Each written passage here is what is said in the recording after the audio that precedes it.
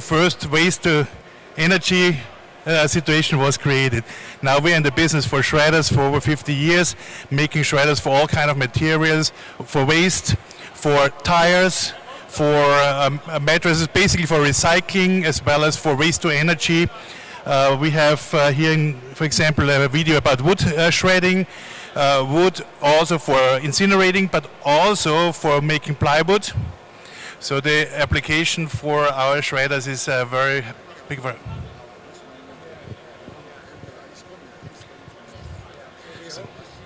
So one of the biggest ideas is waste to energy. I think in the times when energy is getting more and more expensive, then it's really good to have the ability to reduce the waste on the one hand and to produce energy on the other hand. So you basically catch two flies with one slap, you know.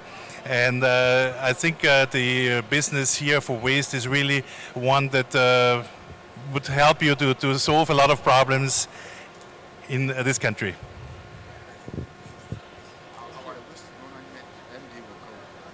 Yeah, we look forward to that. We look forward to that. Thank you, Commissioner. Yeah.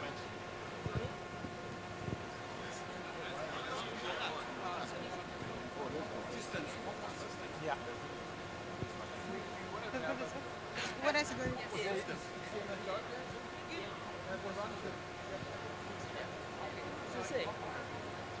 Oh. We want to come around here. Okay.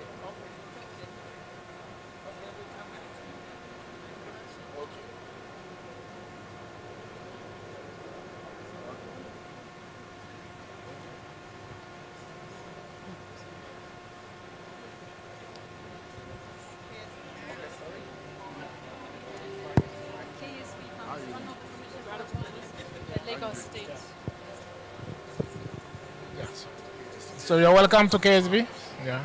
So we are into pumps, water pumps. So we do other applications as well, but mainly for the energy, for water, for mining, for industry, and so on. So today we are talking water and energy, and we do have products actually to cover all these applications. We ever done anything in Lagos? Of course, we have our pumps at Lagos State Water Corporation. So all the pumps that we are using are from KSB. Yeah. So we are even looking for a solution now for them. Yeah. Yeah. Yeah, they have been in touch with us. We have done the assessment already. So now they were also expecting to have some funds. So we are in touch with them. Yes. Yeah. So we have our stand here. Yeah. So yeah.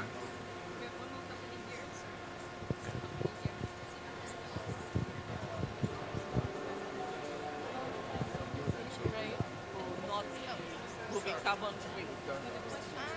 Yes. You want to fly everybody?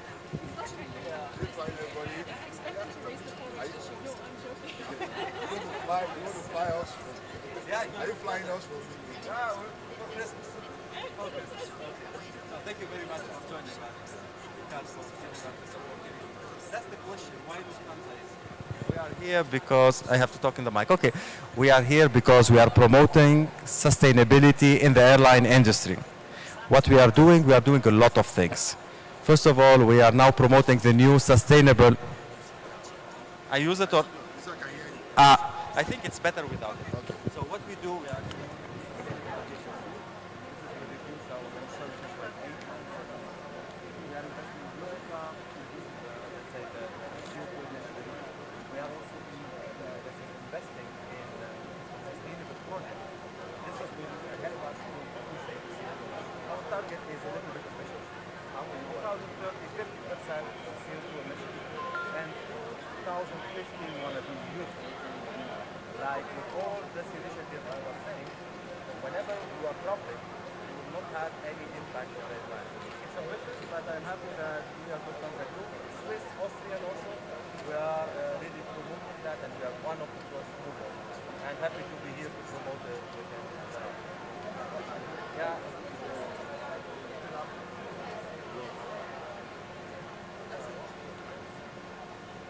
Thank you, government.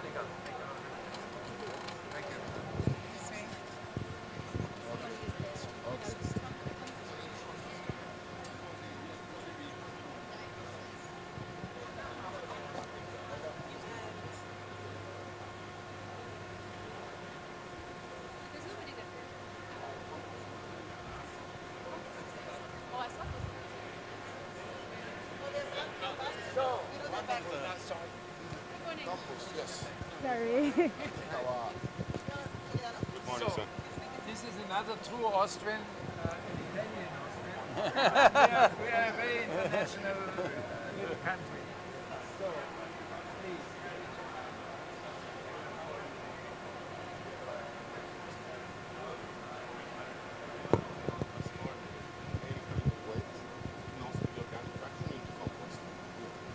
We realize these plants that go from 1,000 tons a year up to 400 and plus thousand tons a year of municipal solid waste that we can separate what is value and transform the organic into compost, which is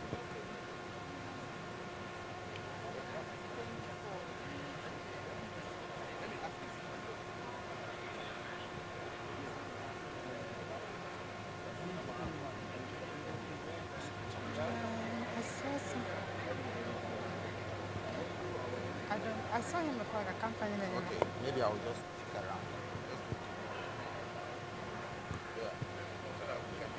These guys look like they are. Yes. They should be back for me. They will never take over.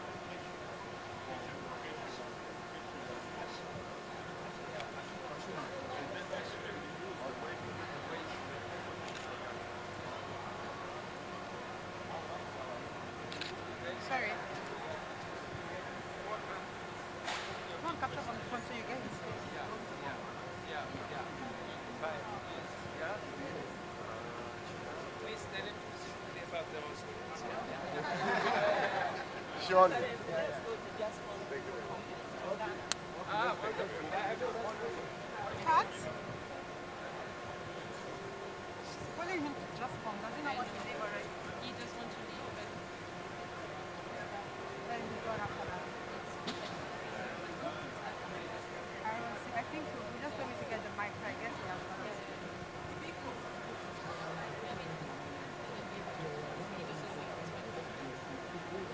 we covered up.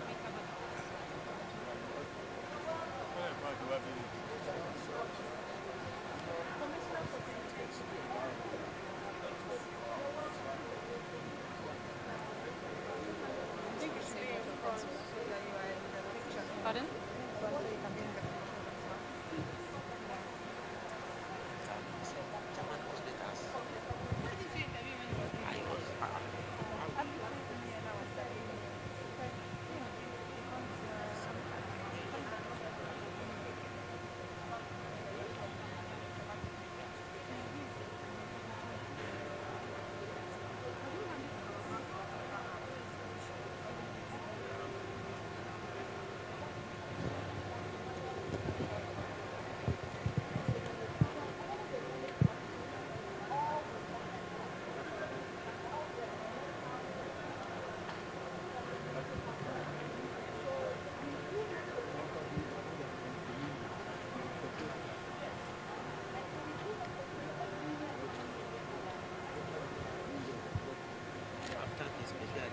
Immediately after this. Are you ready?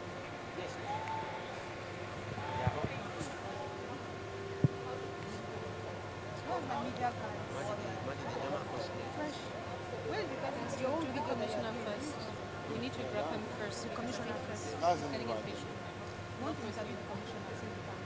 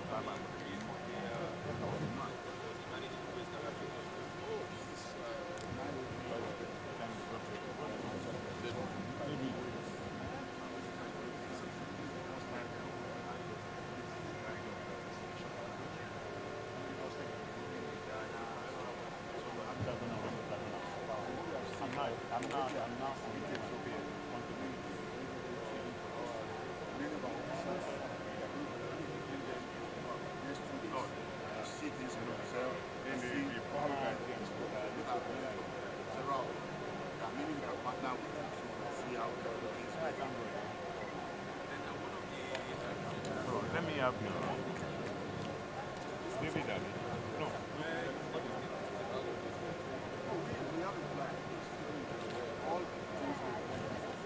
Sister.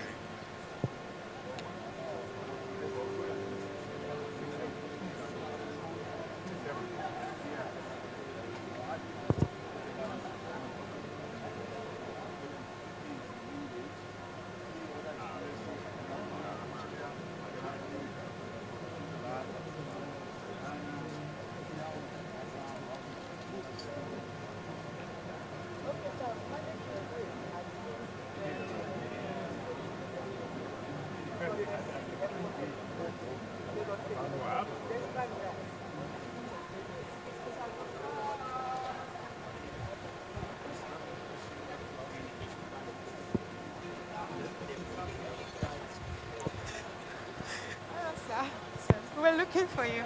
We're ready for your interview. Interview? Yes, we're With interviewing who? the Honorable Commissioner with AIT, the TV stations, ITV News, Guardian News. Okay, and other and what news. do I have to say?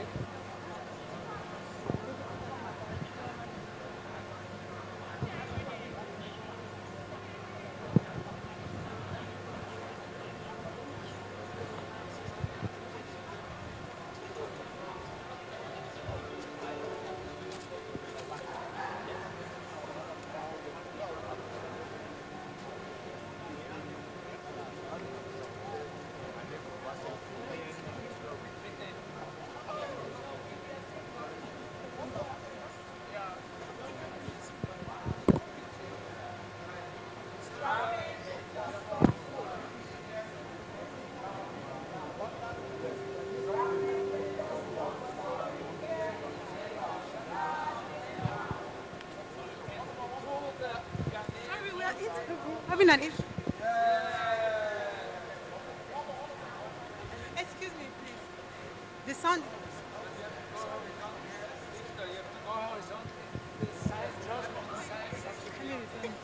To who? To who? Yolanda, who? So you're Yeah. Okay. That's your rule.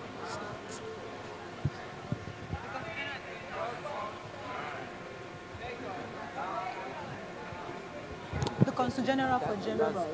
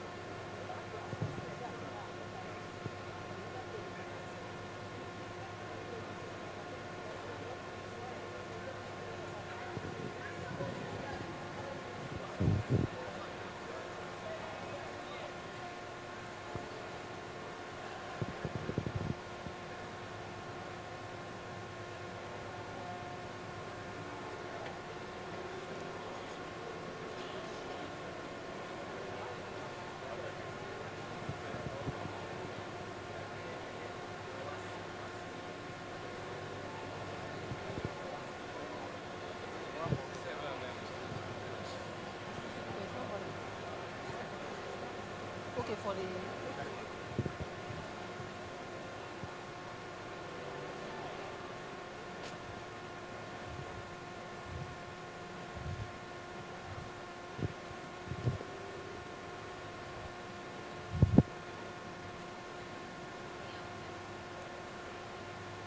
What's up now? So what happened?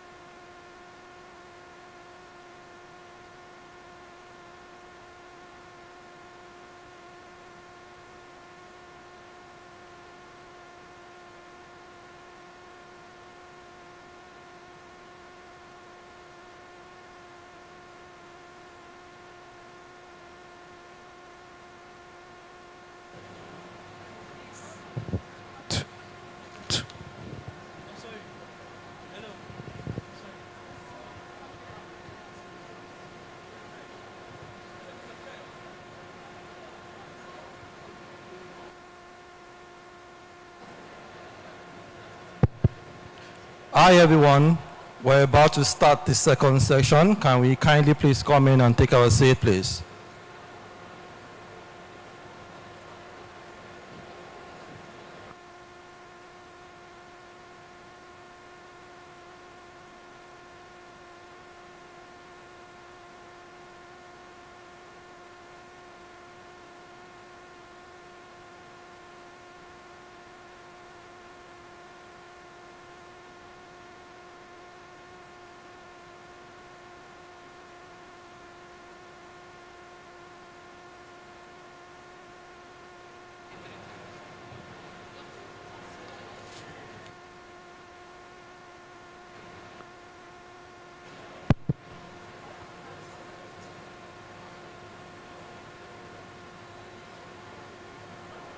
Can we kindly take our seat, please? Thank you very much.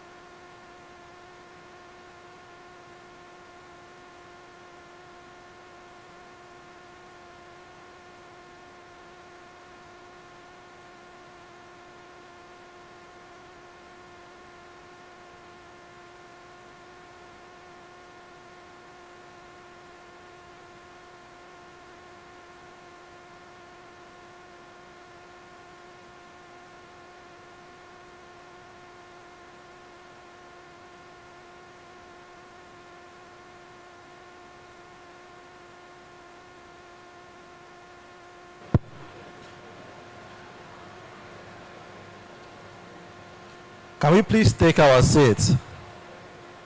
Hi everybody, we're about to start the next section. Can we kindly come in and take our seat, please?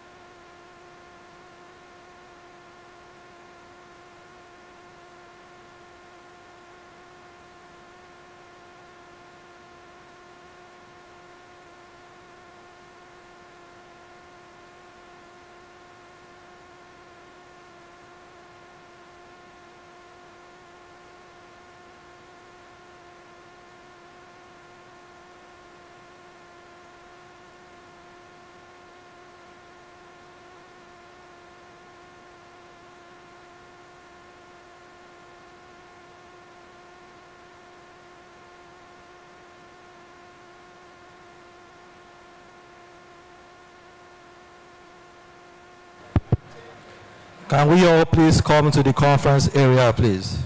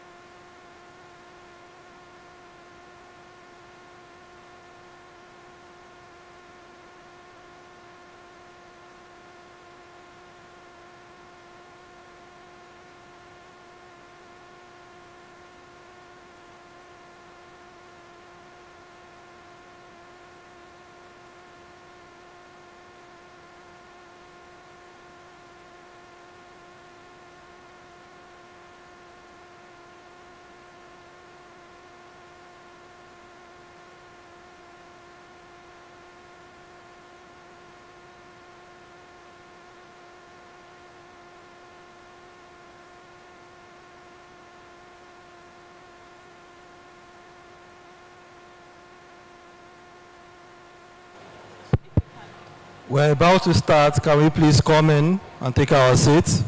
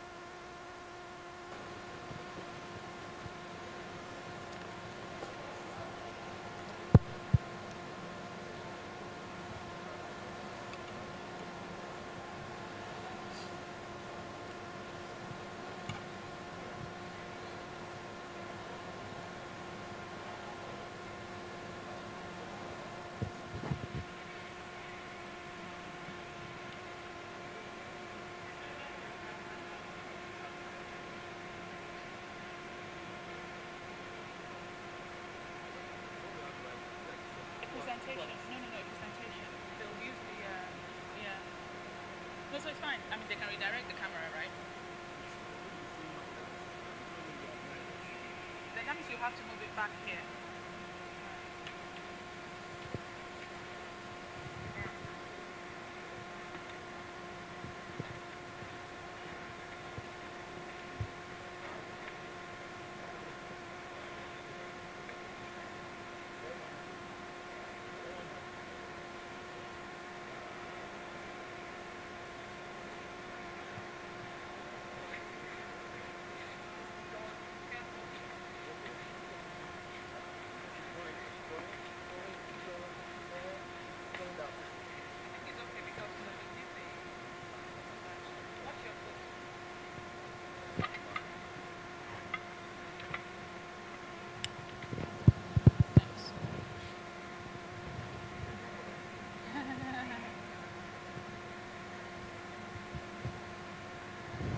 Welcome back, everyone.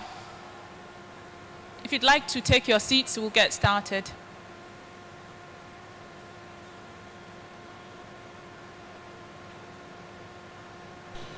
Mostly onshore wind and solar energy, but Right. I expect that we all had a good hour looking around at the different pavilions. They'll be on exhibit for the next 3 days. Now, the whole trade fair is geared towards sustainability. With that, we begin with our circular economy sessions. Towards that, I'd like to welcome to the stage Ms. Abimbola Olufore Wycliffe. She's the head of Investment and Technology Promotion for Africa at the United Nations Investment Development Organization.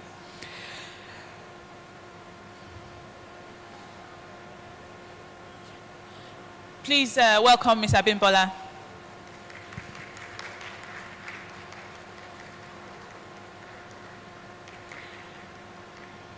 So Ms. Abimbola is responsible for coordinating, integrating and managing the day-to-day operations for a 6-year work plan focused on boosting investment, innovation and technology flow in Africa.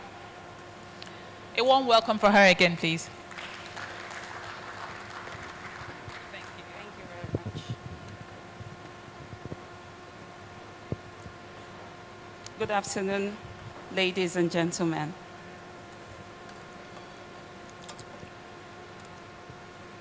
It is a pleasure to be here this afternoon to present on the circular economy, a move to fight climate change, and looking at it in the perspective of Africa.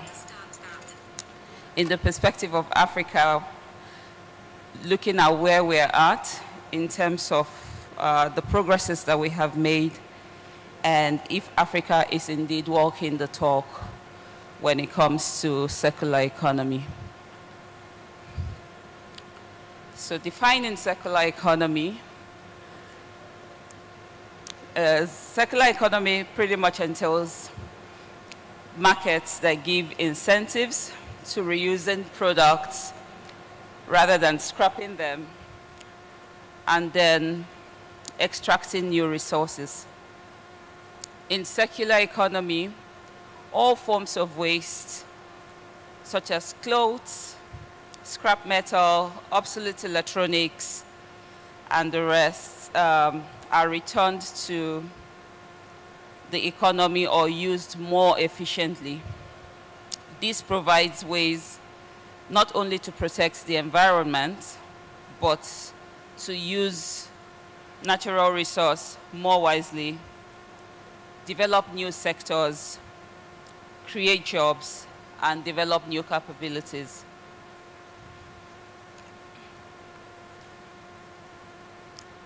So we have here on the screen linear versus recycle versus circular economy, just to make a comparison between the three. And we see that the linear economy is your conventional raw material to production, to utilization, and then it goes to waste. The recycling economy pretty much speaks to utilizing the waste as raw materials again, but with circular economy, we're looking to a cyclic and ever-revolving process where everything goes back and is utilized again. So whatever is recycled can become input into production. It gets used, it gets recycled, and what you will notice with the circular economy is that there is no waste. So it is proper waste management. Why is the circular economy important? The circular economy, as we have seen, is an alternative to traditional linear economies. We have where we take resources, make things, consume them, and throw them away.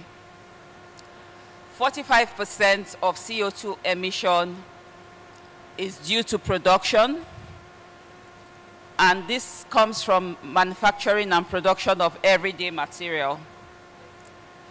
When you look at how we live, normally we have 87% of CO2 emission coming from fossil fuels, burning of coals, natural gas, and oil.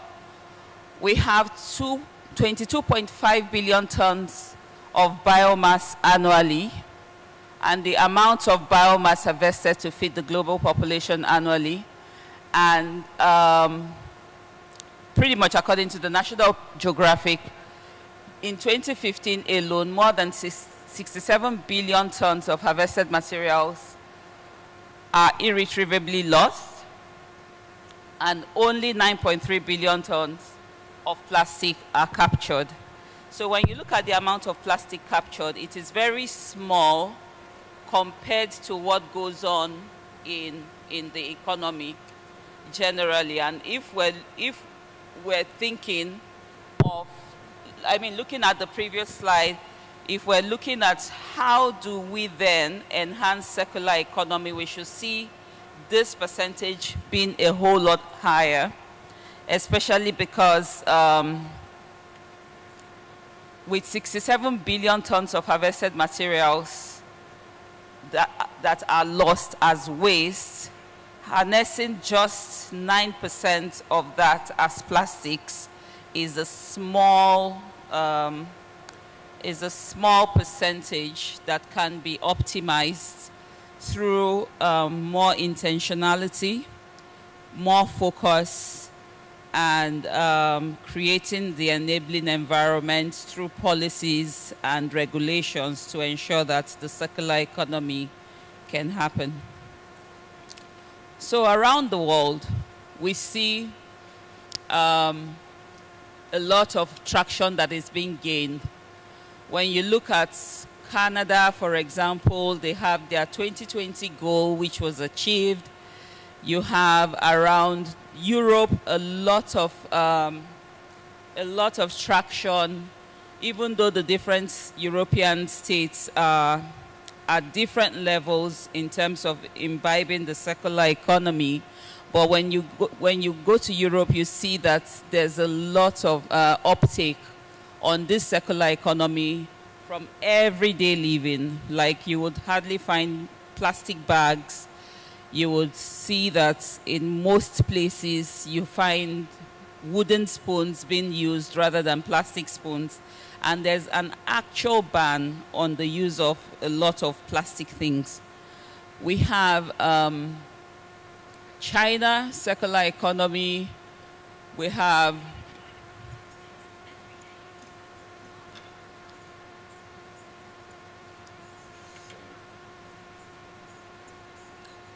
and Japan as well. We see great traction.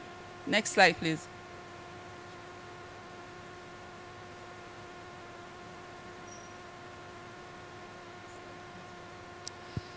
So the benefits of circular economy in the African region cannot be overemphasized.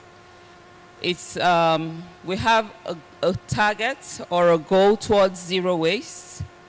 We need renewable resources rather than finite ones. It helps, with long-lasting products for consumers. It reduces carbon emission. It creates jobs, and it attracts FDI to the continent. How is Africa transitioning into the circular economy to fight climate change?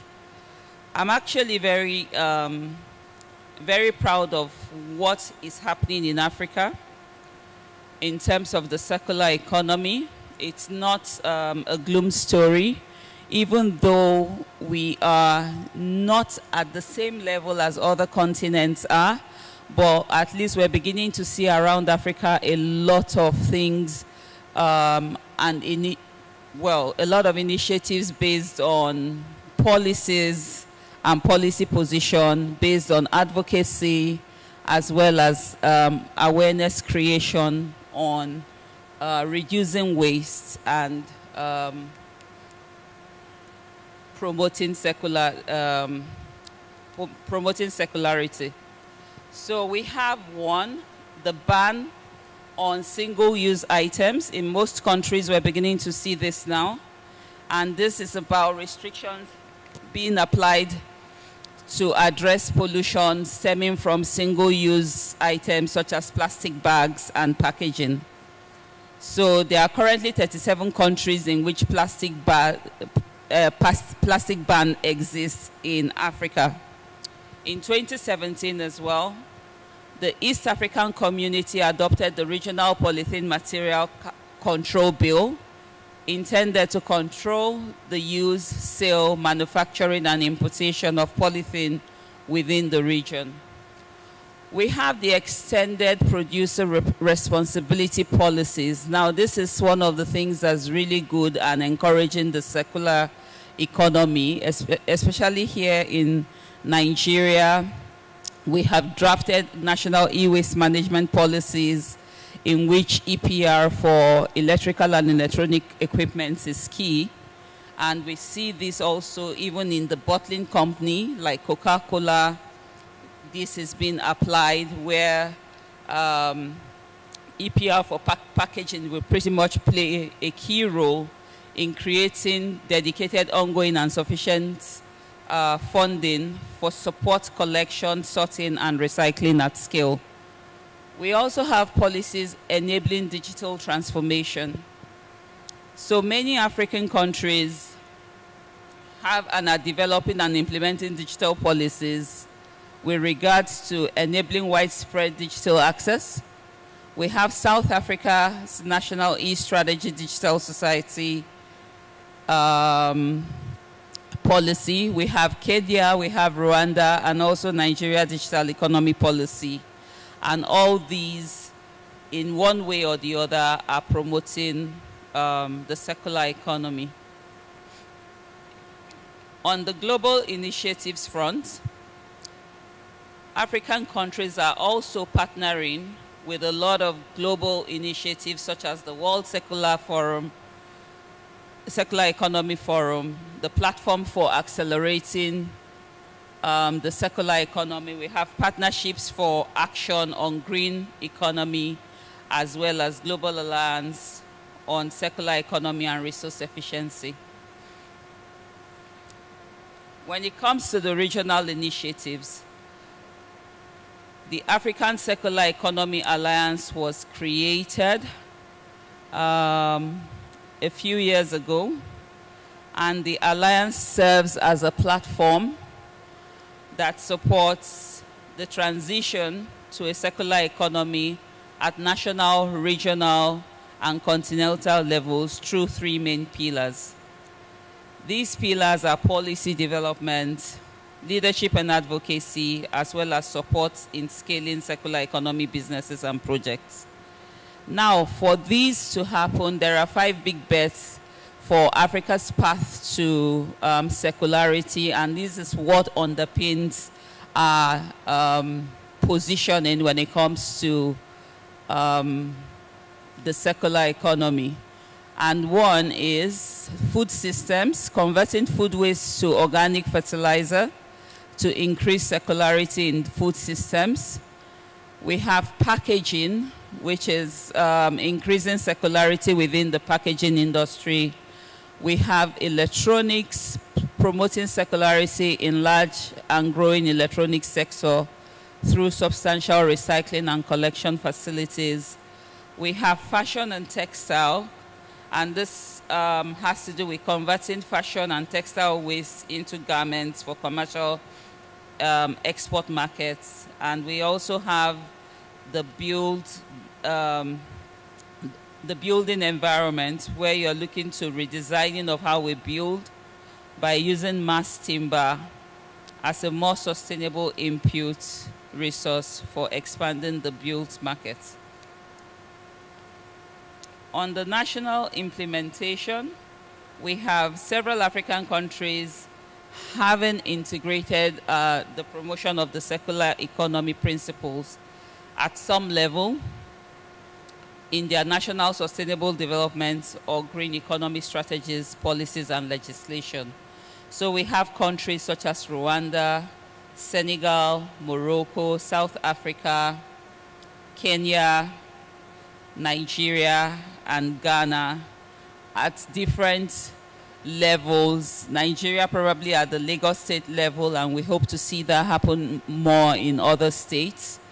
But all these are the countries that have taken the lead on the circular economy.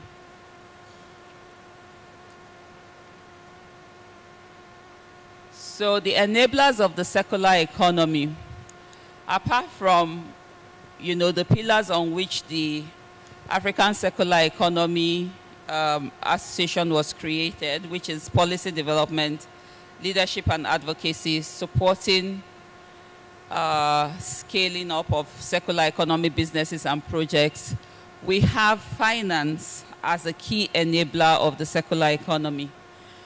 We need to adjust our current financial systems so that circular economy can thrive, because circular economy needs a financing model that is very different from what we see today in our commercial banks and even our microfinance banks when it comes to funding of businesses such as circular economy. We have the very quick returns model, where you have very short duration loans that at high interest that need to be returned immediately.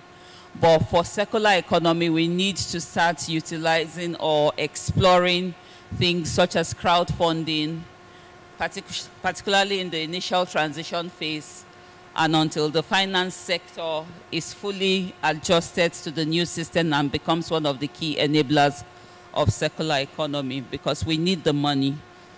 Also, digital technology is key. For most countries imbibing policies on digital economy, you find out that it revolves around circularity. So new technology innovations have great capacity to enable a variety of different circular business models. We've seen how blockchain, Internet of Things, and artificial intelligence can be used to implement incentive schemes in circular economy adoption. And some of these you would see with the exhibitors on our stand at the entrance, and how they have been able to use technology to help the adoption of what they have done. Other enablers for the intra-Africa collaboration is exploring cross-sector collaboration. One sector alone cannot implement the strategies of circular economy. We have to have more of public-private partnerships. We have to have more of research and development. We have to have the stakeholders, all the stakeholders come together to play the key role, right? So when we want to develop cooperations across, we have to develop cooperations across governments, companies, and consumers to amplify the collaboration and resource pooling as stakeholders from across the entire value chain are mobilized to co-create solutions. So when it comes to circular economy, you have to put together the companies, you have to put together the government ministries and agencies, you have to put together everybody that is, we have to pretty much create an ecosystem of entities that will ensure that the circular economy, takes roots and is sustainable. So within that ecosystem, one of the things that we will need to do in Africa is research and development partnerships as well, bringing in the academia into the conversation so that when you look at development and discoveries in the circular economy, a lot of times they come from R&D in the academic sector, and that brings to bear on what happens in the business sector, so they have to be included as well. Next slide, please. So we also, as said, need to support the circular economy ecosystem, especially the startup ecosystem for circular economy. So with sufficient levels of technology readiness, commercially viable business models may be elusive and scaling difficult if they are not supported. So what happens is that when you look at the circular economy startup scheme, we need to be able to equip them with more programs that will help them to fine-tune their business models and growth plans, raise capital, have access to, and access buyers for their solutions pretty much. And then lastly, we need to be able to track progress and commitments. So a lot of times we all come into conferences like this and we talk about and see demonstrations and exhibitions of what is happening in the circular economy, but what we don't do is to track the commitments that we make as well as follow up on them so that it's evergreen. It's not until the next 11th Wacee' that we will discuss the circular economy again. So as state entities, as government entities, as the private sector, we have to keep the ecosystem alive. We have to keep commitments alive. And when, we have national contributions in terms of government decisions or government commitments to certain things on the circular economy, we have to ensure that we champion keeping it alive and making sure it happens, right? So that we can, benefit from the gains of the circular economy. I've seen in so many places how the circular economy is a $72 billion market, and Nigeria can actually earn about 10 billion out of that 72 billion. So there's an opportunity for most people here, most people exhibiting, but to harness the opportunities, we need to ensure that we are tracking our commitments and to the circular economy as well as the sustainable development goals. So we must close the loop, just like Europe is doing in Africa today, and ensure that circular economy becomes the biggest thriving market in Africa. And that brings me to the end of my presentation. Thank you very much.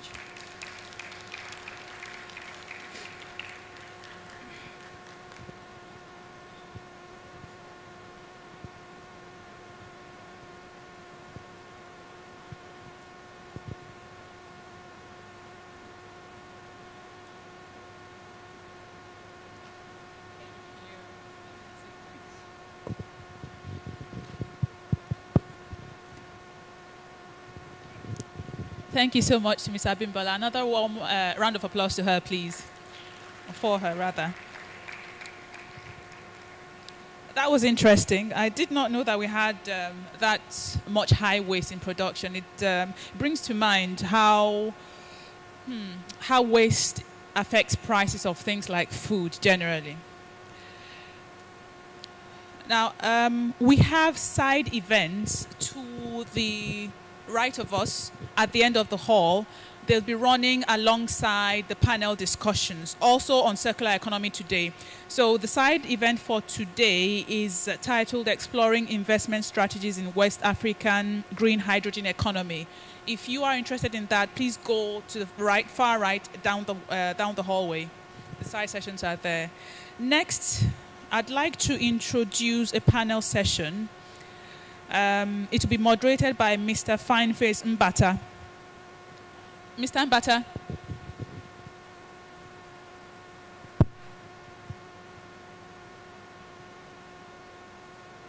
Mr. Mbata is the MD of Finexus Limited, and he'll be moderating a session on building a sustainable marketplace for handling e-waste in West Africa. Please, a round of applause for Mr. Mbata as he comes up to the stage. And he will introduce his panelists as well.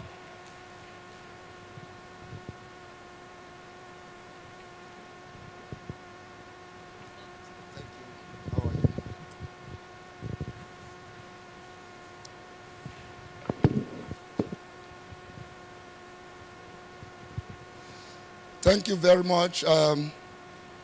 So pleased to be here, and I want to thank the organizers and the leadership of Wacee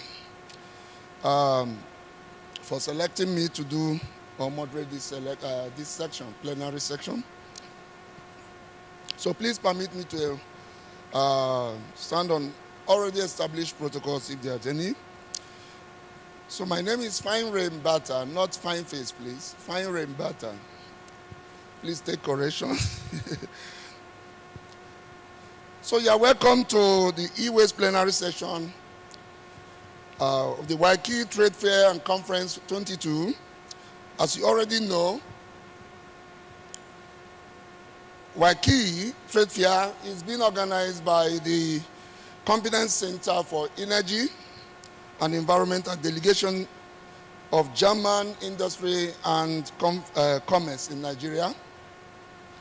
The Wacee Trade Fair has provided platforms for discussion on issues or thematic issues around energy, water, and circular economy. It has also provided platforms for exhibitors to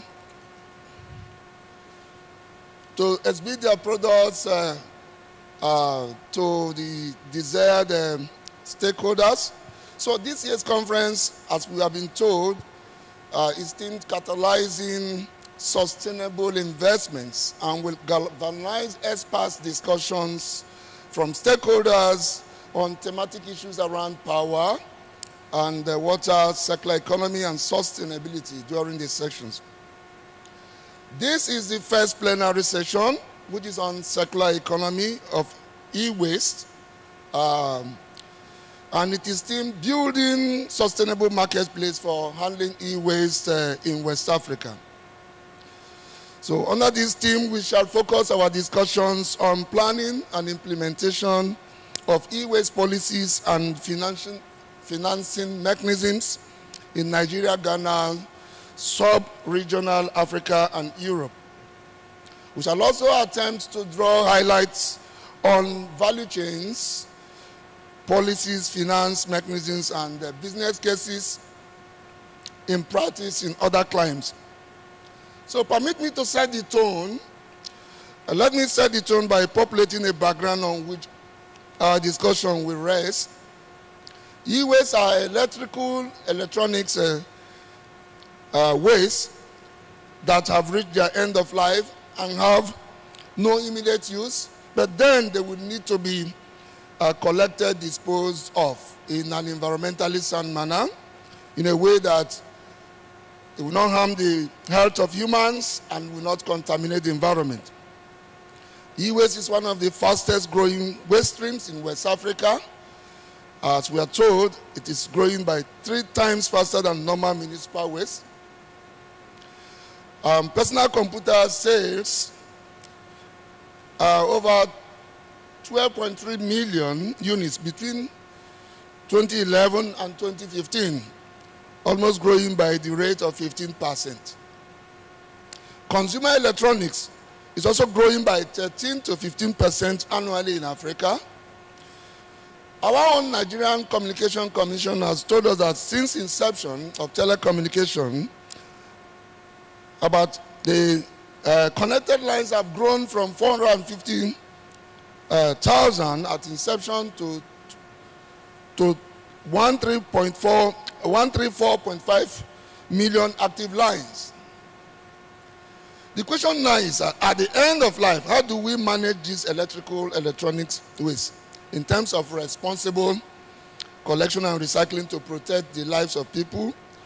Policy frameworks have been developed by transnational bodies, national and subnational agencies and organizations. So in this plenary session, we shall have some level of insights at e-waste legislations, policies, adequacies of these policies and frameworks in e-waste management, incentivization, and other improvement measures. To be with me on this panel are seasoned professionals and policymakers on e-waste management and extended producer responsibility program implementation. So let me first call on the first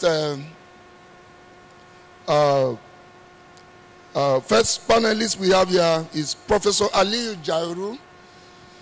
Professor Aliyu Jauru is the DG and CEO of National Environmental Standards and Regulations Enforcement Agency in Nigeria.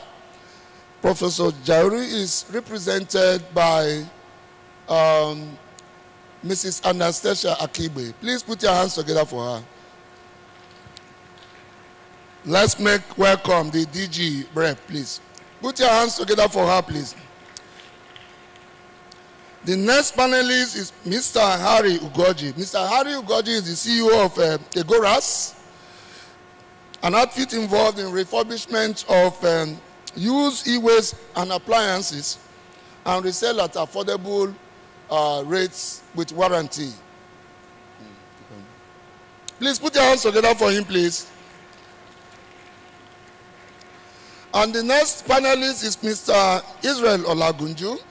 Olagunju is the operations manager at Hanklin, an outfit that is also involved in e-waste collection, handling, and recycling. Olagunju was also part of the e-waste compensation pilot project, which focused on flat panel displays and lithium-ion batteries. So let's make welcome Mr. Olagunju. The last but not the least is a player in the private sector. He is Engineer Ajibade Ogunbeyi Olabiyi, and he is the CEO of BPL, a private sector stakeholder in e-waste management. He is an electrical electronics expert with perfect analytical mindset to understand technology and technology diffusions. Please, let's make welcome Engineer Gumbi. Okay, now we have, having consulted the panel with very apt representation from all the sectoral stakeholders, we shall proceed with the question and answer session or part of the panel discussion. The ground rule is simple. Each panelist will be asked questions related to the area of his or her expertise. However, after each response by a panelist, contributions or additions to explicate points already adduced will also be welcomed by other members of the panel. And also the moderator can also ask any of the members of the panel, any of the panelists to contribute to any of the topical issues. Each panelist has the latitude to use about 2 to 3 minutes to explicate their points and discuss on issues, questions posed to them. The duration of the plenary session will take about an hour or more. We expect questions and answers with panelists will be done within that same hour, and thereafter we'll take a minimum of 5 questions from the audience. So once again, I welcome you to this section of the conference, and I do hope that it will be a worthwhile event, and we shall have significant takeaway from this section. Thank you for your listening attention in advance. We shall now go to the question and answer session. Thank you very much. Do I even sit?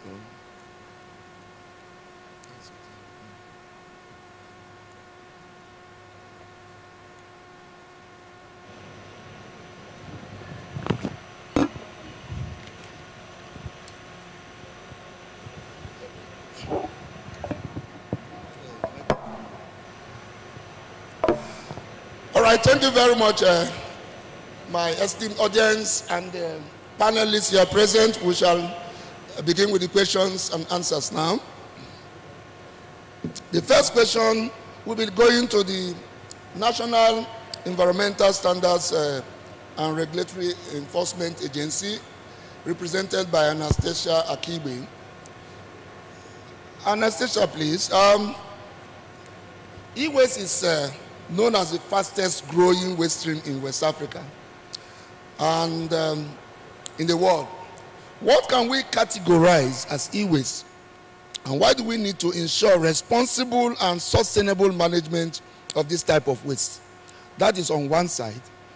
And then also, the EPR is a program that was designed to at least ensure or encourage responsible management of e-waste. So what is the EPR Extended Producer Responsibility Journey thus far, and what are the gains and the challenges? Maybe you can take it. First one is, what can we categorize as e-waste, and what do we need to ensure responsible and sustainable management of this type of waste? Thank you. Very much, moderator.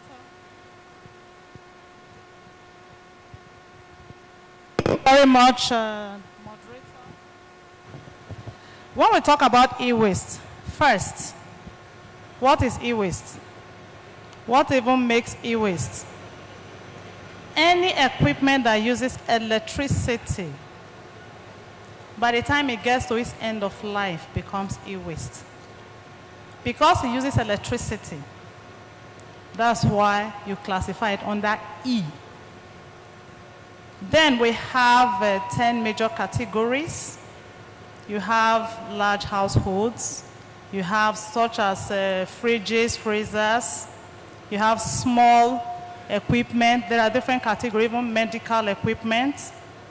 So all those ones are the different categories of e-waste, which means your equipment that you use at home, your phones, your fridges, your laptops, your television sets, when they get to their end of life, when they are no longer useful to you, then they are termed e-waste. Why do we need to ensure responsible and sustainable management of this type of waste? Because they are special waste. They are not like a household waste or green waste. They contain different substances, different components. They have hazardous components that require special handling. That is why they must be handled in a special manner, in a responsible manner. Because when you don't have the knowledge of what is contained in them and you handle them, you can get yourself affected by what is contained in them. Now, I'll move to the extended producer responsibility journey so far. What is extended producer responsibility? It is an environmental protection strategy for total decreased environmental impact of a product from a life cycle management approach. That's why I said e-waste, they are special waste. So we want to have a total decreased environmental impact of this kind of waste. Also, I normally define e-waste in my own term. That is, you have three words there: extended producer responsibility. It simply means extending the responsibility of the producer beyond production. The producer is not just to produce and put in the market and forget about it. No. You produce, what happens to the products, even when it stops working. It is the responsibility of the producer. It has different benefits, so many benefits. You have jobs being created. You have waste minimization. You have innovation, looking at global best practices. No longer because what we are doing is using the EPRO program to go into circular economy. We had before, a foundation was laid on circular economy. We don't want a situation where we go with a linear economy. You produce, you use, then you discard. No. This time around, we're looking at sustainability, where you produce, you consume, at the end of the day, the material gets back into the loop. You have minimal waste. You feed the raw materials back into the loop, and they become useful again. And who has the responsibility? Like I said, the producer. The producer is expected to be responsible, set up collection centers. Now, looking at what we have done so far, we have different regulations developed and being enforced by NESRIA.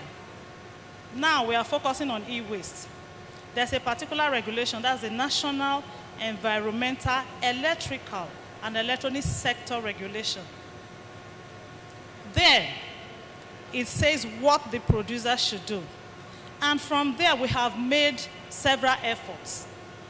Realizing what we have done by the international community, they decided to have a project in this sector in Nigeria and in Lagos here.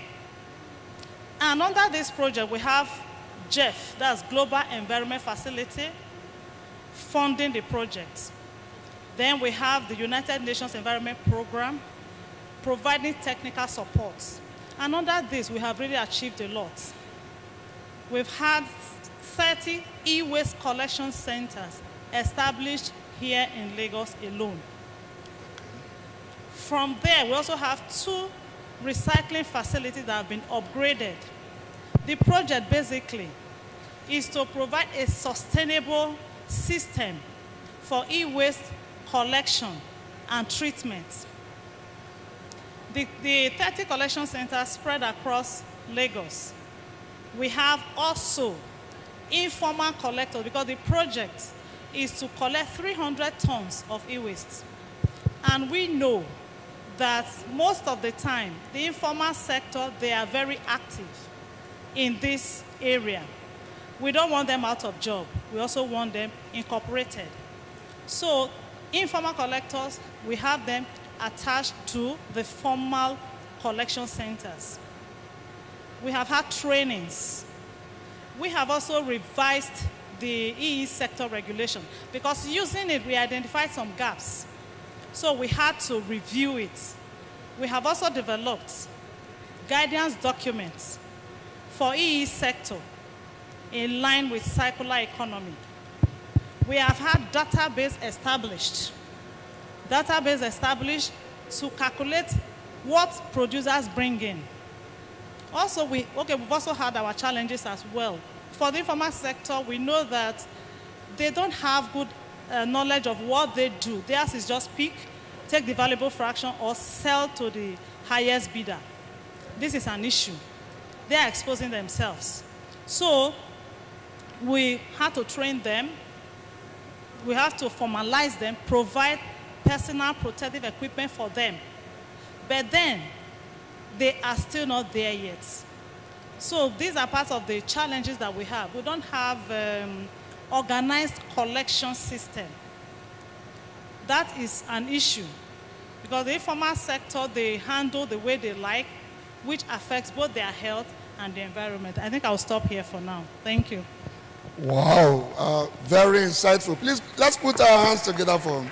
That is coming from the Chief Regulator of E-Waste in Nigeria. A very robust insight on the journey thus far about the extended producer responsibility. E-waste is electrical, electronics, equipment. We need to dispose of them responsibly because they can create harms. And then the EPR program has been very advantageous, creates job, and ensure responsible disposal. Challenges are there anyway, and the challenges is that informal people, operators need to be trained, and all of that. Thank you, Anastasia, for this insightful discussion. So now let's move to the next panelist, Harry Ugoji, the CEO of Agoras. Polluter pays principle is one of the principles for effective waste management, which states that the polluter should pay to right the wrong. Okay, so how can this principle be implemented for e-waste management, and who should pay for the collection and recycling? Thank you. So the polluter pays principle, whereby the polluter pays for releasing harmful substance to the environment. Relating it to other sectors like the mining, like the crude oil, this sector, they cause the damage even before the product comes out. So, but bringing it to e-waste, before this thing becomes e-waste, it was very, very useful to people. Like the phones, the computers, and the rest. We use it, and it's part of civilization. So I think the best PPP to use in that aspect, most of these companies have service centers where they actually service their warranty. So the best approach to the whole PPP principle, we can make it as a part of our policy, the government policy. These companies should set up collection points, because if they can set up service centers in different states, where if your device have an issue, you can send back to those service centers. They should also set up collection points at different strategic locations to collect their waste. And also, the recyclers should also have to come in to also pay, because recyclers are also making money from recycling those e-wastes. So it's a two-way something. The polluter, which is the manufacturers, they will pay. They will have to pay by setting up collection points. Recyclers have to pay by taking these e-wastes for their own products. Thank you. Very beautiful. Thank you very much for your excellent contribution. The polluter has to pay and the recycler has to pay. This This synergy will make us to have a sustainable e-waste collection and recycling process. Thank you very much, Mr. Harry Ugoji. Now the next question goes to Ajibade Ogumbiyi. Ajibade Ogumbiyi. You know, what encourages recycling is that the recyclers are gunning for the valuable elements in the e-waste. Now, the valuable recovery from e-waste is dropping rapidly as manufacturers devise ways to save costs and energy. This makes e-waste recycling less economically profitable. How can manufacturers play a role in take-back schemes for remanufacture or recycling? Okay, thank you very much for that. So I think the first thing about recycling or the circular economy as a whole is it's heavily dependent on how well you can recover valuable materials from the main material itself, right? And that's what makes it sustainable. The fact that there's an economic benefit in it. Now, once you remove that economic benefit, it's no longer sustainable. Now, the very nature of manufacturing is that people are constantly trying to reduce costs, make products cheaper, make them more easily affordable and widely available, right? So what it means is that producers and manufacturers are generally looking for cheaper ways to actually produce the goods, right? So the amount of cobalt, for instance, that used to be in phones has been gradually reducing over time. So what this will do eventually is it may eventually hamper the recycling efforts, right? The whole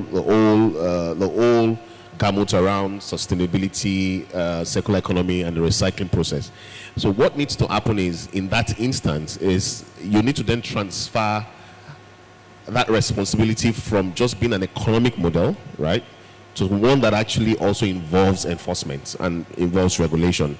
And that's where I think the EPR comes in, because the EPR at least tries to force the manufacturers, right, to actually be responsible or to pay a premium. Sorry, forces the manufacturer and the primary consumer to pay a premium for that product. So I think regulation is one key way by which manufacturers can be, what's the word now, encouraged, for lack of a better word, to ensure that they play a part in the recycling process.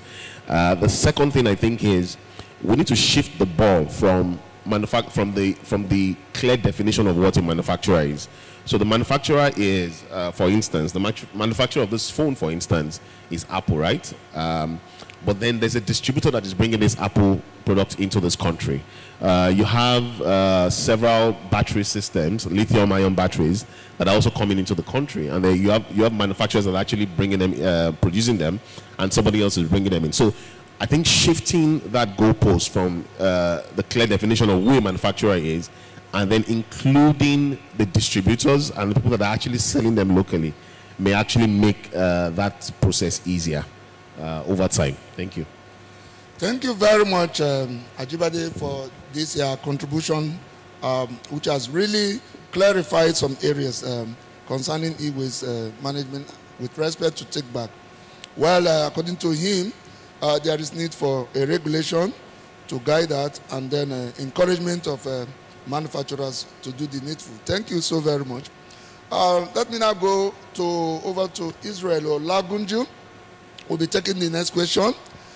And the question is, as part of the strategies to encourage responsible e-waste collection, an e-waste compensation scheme or pilot scheme was launched to provide required incentives for collectors. Okay, how has this project fared, and what are the experiences thus far you've had, and are there other financing mechanisms being contemplated in other parts of West Africa, especially in Ghana and Nigeria? Thank you very much. I'd just like to say that the pilot project has been a really groundbreaking revelation, and it's been a wonderful experience in the sense that this is the first time we've been able to pay an incentive to collectors for waste.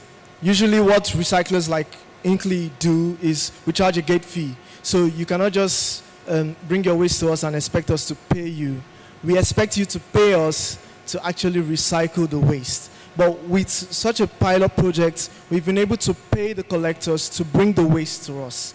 So that is one side. Now, as a recycler, for me, I would like to point out that this project could have been further successful if the waste streams were a bit more streamlined. What I mean is, the project actually covers 6 categories, which include cooling systems, lamps, small equipment, large equipment, and IT equipment, right, and as well as screens. So when you have such a broad sense of categories, you have so many equipment underneath those categories. Now, under cooling systems, you have ACs, fridges, freezers. Under screens, you have monitors. You even have tablets and televisions. Small IT equipment, you can have, I don't know, your keyboard, your mouse. There are so many things that fall under those categories. And I believe that it would have been better successful if we actually streamlined it down a little bit. Say maybe focus on one category, for example, for maybe a time frame, and then we move to another category. And then this will help. Now, on the collector's side, the reason why I'm saying is because on the collector's side, it doesn't really affect them, though. All they just need to do is collect the waste from the environment. Just pick it up and send it to the recyclers. That's all they have to do.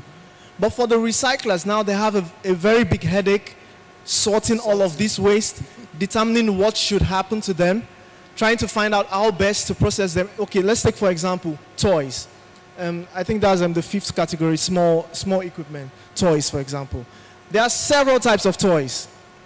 I mean, anyone that has kids here or that was once a kid, I believe everyone was once a kid, there are several types of toys that are electric in nature. And imagine having just to work with toys, and then you have like this one here, and then you have thousands of that in the warehouse. How do you effectively recycle that kind of equipment? So that is one thing that I would say could be done better with that pilot project. And then another thing that I would just like to clarify is that, like I said earlier when I started, recyclers like we, Inkley Recycling, and I believe I'll be speaking the same for Itera as well.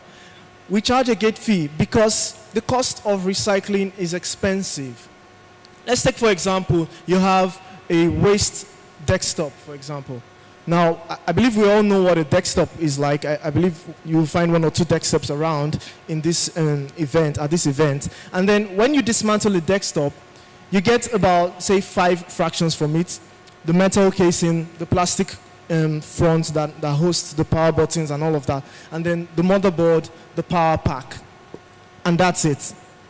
That's your desktop, dismantled. Now, at a recycling center like ours, after dismantling that, someone would tell you, well, the motherboard is really expensive. A brand new motherboard for some new high-value laptops now will be costing around 150,000 naira. Yes, it's true. But now this is waste. How do you get the valuable material from that motherboard? Some people will tell you, okay, you can sell the board for 4,500 per kilo in the informal market, which is also true. But at the same time, is that responsible? No. What do they do with the board? They dump it in acid, and then you have fumes and all of that emissions coming out of it, which they do not care about. But as a responsible recycler like Inkley, we cannot do that, and we cannot sell the boards to them. Meaning, and since there is no technology in Nigeria to process the circuit boards, we have to export the circuit boards outside Nigeria, which would incur costs, which would then make you have to start going in line with the Basel Convention, which also takes a lot of processing to do. So at the end of the day, in as much as it looks very attractive to say, recycling is profitable, you're making money from recycling, recycling in the actual sense is actually loss-making. And I would just like to end at that. Thank you. Okay, thank you for that, for your contribution. But then are there other financing mechanisms being contemplated? Do you know if there are others, especially in Ghana, in Nigeria? In Germany. Yeah, so I think I missed that question. Yeah, that one, I'm not too familiar with many financing mechanisms in West Africa, but I do know of one in Ghana, it's called Eco Levy. And that one, the producer, the importer of the electronics is made to pay a compensation fee or a levy, so to say, for what happens to the electronics at the end of life. Okay, thank you, Olagunju, for your contribution. Very, very technically insightful. He has shared his experience on e-waste recycling. He's an e-waste recycling expert, and he did mention that recycling is expensive, and then the project that he worked on, the pilot project for Econ, is a kind of a minibus, and then should have been streamlined by category, but a lot of things, all those streams are all mixed there. And then, anyway, the most important point he made now is that the project will encourage collectors to bring their waste, and they will get incentives. So this is the time for all of us to be collectors, and then you will have some money, and I do hope that it will be launched soonest, correct? So thank you, Olagunji, for this contribution. We shall move to the next round of our question, and then we'll go back to Nezria. And e-waste collection and recycling is a critical part of circular economy and sustainable development. What is the importance of responsible e-waste collection and recycling in a circular economy and sustainable development? And how can we transition effectively from informal to formal approach of e-waste recycling? Okay, thank you. Importance of responsible e-waste collection and recycling. Like I said earlier, e-waste contain hazardous substances, which you cannot just handle like you handle other waste. For you to have it properly collected and recycled, it is very, very important. If you don't collect, you can't recycle. We are talking about circular economy. Using materials from waste, feeding it back into the system and producing something, another product if possible.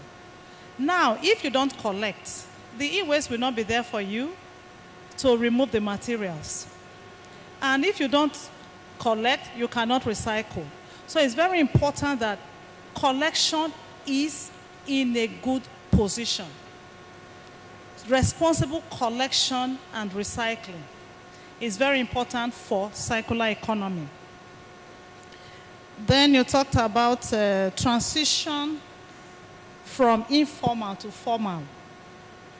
Before now I had said informal collectors or informal players, the way they handle their e-waste, they really don't care about the effects. Theirs is just collect the valuable fractions if possible. They don't care what happens to the environment or their own health, because they don't have an understanding of what is contained in e-waste and what it can do to their health. Under the Jeff project, like I mentioned earlier, the collectors, they were trained. The informal collectors, they were formalized. And formalizing them, they were trained and informed of what needs to be done. Their activities, how it affects their health and the environment. They were also given protective equipment to protect themselves when they are collecting e-waste.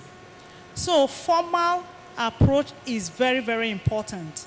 We're also looking at restricting the activities of the informal collectors to only collection. If they collect only, they don't dismantle, they don't cannibalize, then their health will not be affected and the environment will also be safe. Thank you. Thank you very much for that. Let's put our hands together for her, please. Thank you very much. Thank you very much. We'll get back to you for another question, but then let's move now to Ajibade Ogunbiyi. What kind of mechanisms should be included in policy frameworks to support the private sector or formalization of the informal sector? What kind of mechanisms we can include in the policy frameworks? Okay, so I think the first thing is, if you look at the way recycling, if you really draw the value chain of recycling, and you go down to the bearer nearest to the last stage of recycling, you typically will find people at the lower bottom of the pyramid, right, at those places. For instance, a lot of us throw our waste in the bin. Those wastes get to places like Olushosu or to dump sites, right?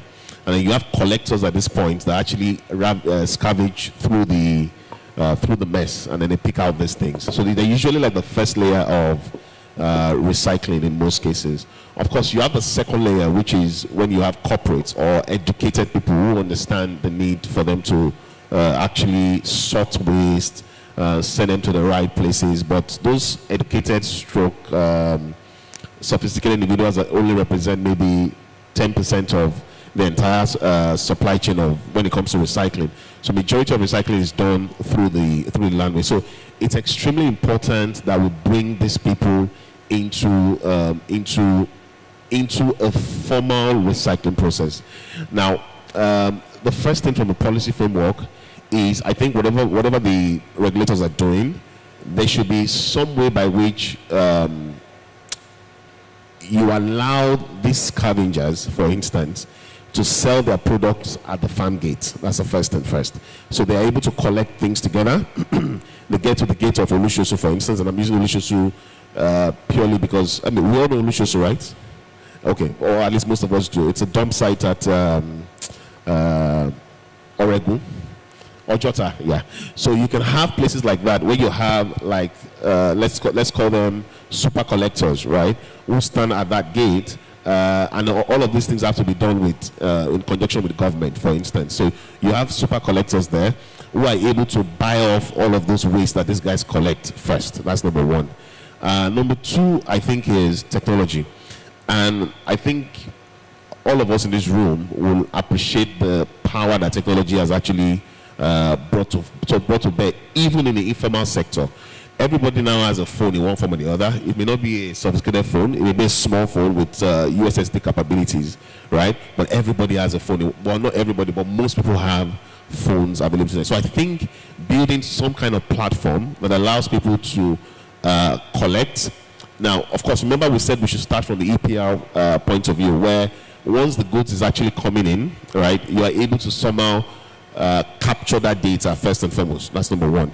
But then when you now come to the collection side, you're then able to leverage technology for these informal guys to then somehow document what they are actually collecting. So I think technology is the second thing. Of course, how it plays out is now a different ball game entirely. But technology, things like the blockchain, for instance, you can actually have different players, and then you can build applications on even the smallest of phones, right, that is able to then capture data from all of these collectors. So I think with all of this policy framework, using of technology, and of course it has to be driven by someone like Nigeria, for instance, right, because they have the legislative power to actually do a lot. They have the legislative power to even get in touch with customs, for instance. They have the legislative power to walk into MTN, to work into IHS and hold them accountable for the kind of waste they generate. So I think bringing in a regulator, finding a way to build a structure that allows the people at the bottom to effectively collect and dispose of this waste to proper recyclers, and then using technology would actually be at least first steps towards that journey. Thank you. Okay, thank you very much, Ajibade, for your contribution. Let me bring in Henry again, Henry Ugoji. Your company is one of the key players in e-waste recycling. At Egoras, used e-waste and appliances are being refurbished and resold at affordable prices with warranty. In what ways are you contributing to EPR program? And then how sustainable is that recycling operation? Okay, thank you very much. Okay, in terms of coming to Egoras, we are in that collection category. And at first, when we actually started this whole business model, it was really stressful. Sending out the informal guys to go out there and bring in this electronics, this gadget to us.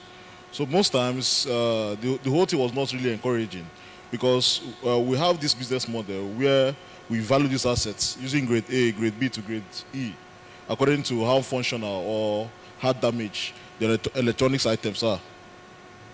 So after the stress of training them, they will get these items. Most times they will sell it directly to consumers without bringing it back to our factory where we refurbish and put it back in a very good working condition. So that is where we added this blockchain payments. We developed a blockchain application where collectors, we gamify the whole process. Collectors, when they go out there to collect, according to what they have collected, they are properly rewarded for their actions, and the company also is very, very profitable doing such business. When these guys go out there to collect these items, when they collect, we have a central collection point at Port Harcourt. We have about 5 big collection points. They bring to those places, and instantly convert their credits, that is the blockchain token, on their app instantly to cash. So it's really encouraged them to go out there to source for these items for us. And coming to being sustainable, we don't sell just to consumer directly. We host trade fairs every quarter, and there is very huge demand in Port Harcourt for our refurbished items because it also comes with warranty. Most of our refurbished items, it cannot really differentiate from the new ones because we package properly and sell with warranty. Also, we educate our consumers that when they also want to sell this item, they can come down to our collection points and sell directly to us. So coming to being sustainable, the whole model is very sustainable and it's very profitable also. Thank you. Okay, thank you very much, which means you've not had any negative customer feedback on all the products you've turned out to the market. Okay, with normal, every electronics items, there should be returns. You understand? For every 100 items we sell in the market, we do have about 5 returns, which we'll fix and send back. All items have 1-year warranty. Okay, thank you very much. The important thing is that what you turn out is very sustainable and the process itself is sustainable. Thank you so very much. Before I go over to Israel, let me bring in Nezra again.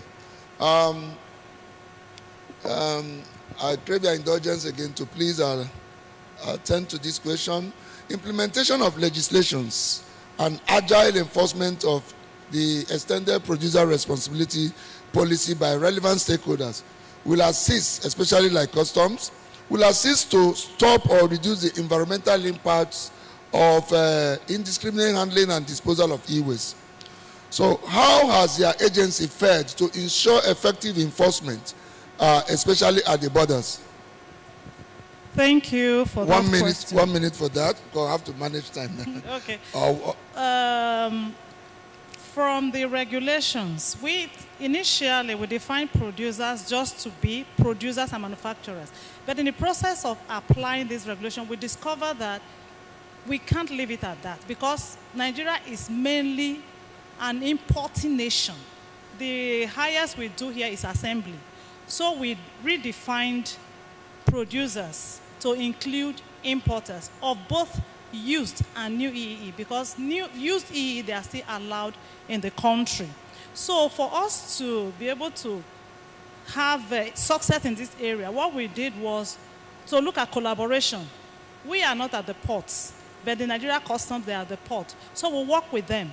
We are looking at producers and importers taking responsibility for the products they bring into the market. How do they come in? They come in through the ports, and the customs are there. So for an importer, you're bringing in any product.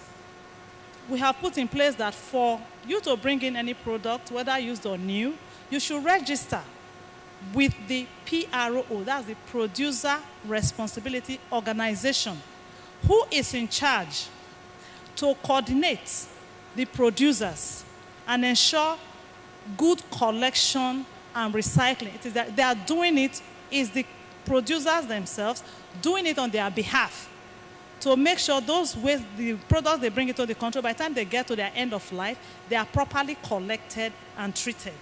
Collaboration is very key. We work with the Standards Organization of Nigeria, work with Nigeria Customs Service. Also, like I said, we are registering importers. If you're bringing any product, you have to register. Why do we do this? To monitor what you bring in. Since we allow used EE, we discover that people also bring in waste when they're bringing in UEE. So they have to register and be trained. That's one. Then we issue import clearance. If you're bringing in any product, you have to get an import clearance. We are working with CBN, that's Central Bank of Nigeria. For you to get from M to import, you have to get import clearance. These are some of the measures we have put in place to checkmate what is coming in so that we can know the quantity that is coming in and how it can be managed at the end of life. Thank you. Thank you so very much. Enforcement is ongoing. Stakeholders, synergy is there. They are collaborating with customs, and then there's a tracking mechanism, monitoring, and all of that. All this to ensure that whatever is brought into the country is channeled to the appropriate place and for proper recycling or handling. Thank you very much. Now let us go to Mr. Israel Olagunji. Financing is a big elephant when e-waste investment is discussed. Okay, what are the financing challenges across the value chains of e-waste business? In 1 minute or 1.5 minutes? Thank you very much. Okay, I'll just like to state that, first of all, like I mentioned in my first comment, there is hardly any e-waste stream or equipment that you can make money from. And the example I gave earlier was a desktop. When you dismantle a desktop and you have, say, the desktop itself weighs about 7 kilograms, and then the metal casing on it weighs about 2 kilograms, and then the metal itself is what you can sell in Nigeria. And anyone that deals with scrap or whatever here knows that the highest you can pay for iron at this point in time is 180 naira per kilo. Now you get 2 kilograms of iron from a desktop. How much is that? 360 naira. From a full desktop, that is the only value you get. So meaning, since it is expensive, there is a need for an external source of funding. And this can be in form of an EPR system, which we already have a pilot for at the moment. So I think that is it for now. Thank you. Very well taken. Please, let's put our hands together for him for that. Thank you so very much. Now, let's move over to Oluwabi. From the private sector perspective, what are the learning points you would like to share with respect to e-waste management and recycling? 1 minute. Who will take?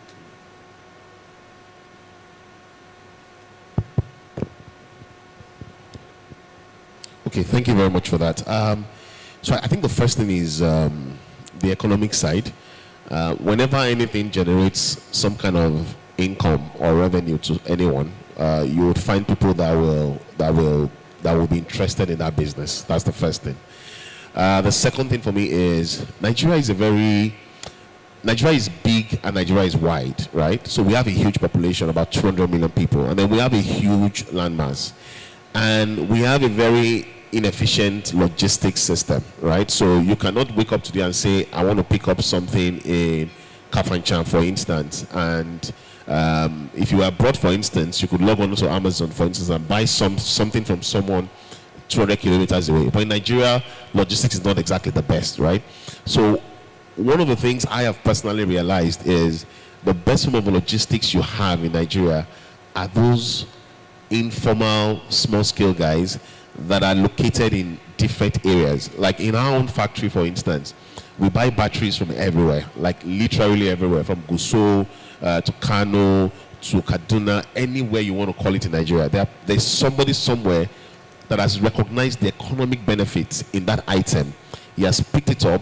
Once he understands that he can move like 5 kilometers and sell it for a profit, you can be rest assured that he will do that. So I think first is ensuring that recycling itself is profitable for people, ensuring that people can pick up an item and they know that they can sell it for a price. That's number one. Number two is we don't then need to build some kind of large-scale logistics infrastructure to say you want to have some kind of huge collector in every state in Nigeria. Once there's like an economic model behind it, people will find a way to sell it. So what we just need to do is to then build some kind of structure at strategic locations. So the guy in Kano knows that if I take, Kano is a regional hub for the north, right? For instance, Abuja is another hub. Port Harcourt is a hub. Haba is a hub. Lagos, of course, is a hub. So once you can then identify like different hubs where people can actually bring their items, pick up that item, sell to somebody that sells somebody that sells somebody around that area, what you would find is that very, very, very easily all of these materials will actually get recycled. Thank you. Okay, thank you very much. Thank you so very much. Please a hand of applause for him. Please,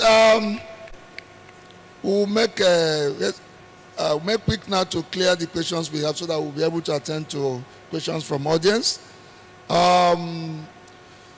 Let's now move to Olagunju again. The e-waste compensation project has been concluded, awaiting implementation. What has been the interface with stakeholders in readiness for the pilot, for the project being live? Okay, are there still some potential hiccups that need to be addressed?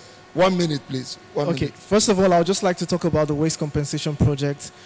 Waste compensation, generally, what it means is the buyers of electronics would actually pay for what happens at the end of life. For example, when you have KPMG, a very large multinational company, buying about, say, 1,000 monitors or desktops for their employees, then they get to pay a compensation fee for what happens to those, desktops or monitors at the end of life. So that is what the waste compensation fee is all about. Now, talking about the Econ project, I would just like to rephrase what you asked, because I won't say it's awaiting implementation. What I would say is it is already ongoing, because it is being facilitated by Closing the Loop Netherlands, and we actually, aside the Econ project actually just focused on computer monitor screens and lithium-ion batteries. But aside that project, that pilot project under Prevent Waste Alliance, we actually have a working system for the waste compensation mechanism with Inkley and Closing the Loop, and that one had to do with mobile phones. So we take mobile phones off the informal markets in Nigeria, and we recycle them for Closing the Loop, which it's being paid for by banks in Netherlands. And what that tells us is the people in Netherlands are ready to actually pay the waste compensation fee. They are more readily to pay the waste compensation fee than the people in Nigeria, which is rather unfortunate, because we are doing our business here in Nigeria and we're taking the waste away from Nigeria. So that is one thing. And then another thing that we learned from the Econ project is that you end up with a lot of fractions. From the monitors, you end up with about 7 fractions: the plastic casing, the metal, the aluminum, the lighting system, the LCDs, the diffusion layers. And you always have to find a solution for all of those 7 fractions, which one way or the other we've been able to manage. So that is one thing that we learned. And it is our hope that we can implement it across all streams of electronic waste. So that is where we're at now. Thank you so very much. Yeah. Okay. The next steps, as for the next steps with the Econ project, we are still gathering our findings. But like I said, it's not like the waste compensation mechanism itself is not working. It is working. We know it's working because we are still doing it. It's just we are trying to align with the government agencies, and then just try to and the thing about waste compensation is it doesn't really need legislation. You just need a private company that is ready to do the collection of the funding and then giving it to the recyclers to take it off the market. Okay, I think I would like to end at this point. I want to thank the panelists for their contribution. Who would I like to get questions from the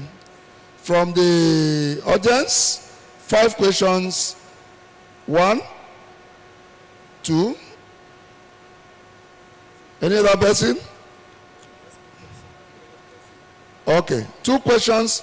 Maybe while they are asking, you can remember what to ask, then I will allow you to ask.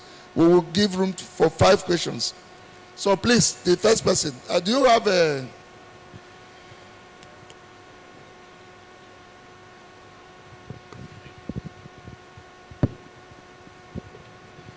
All right. Thank you very much. Good day, panelists. Good day, everybody in the audience.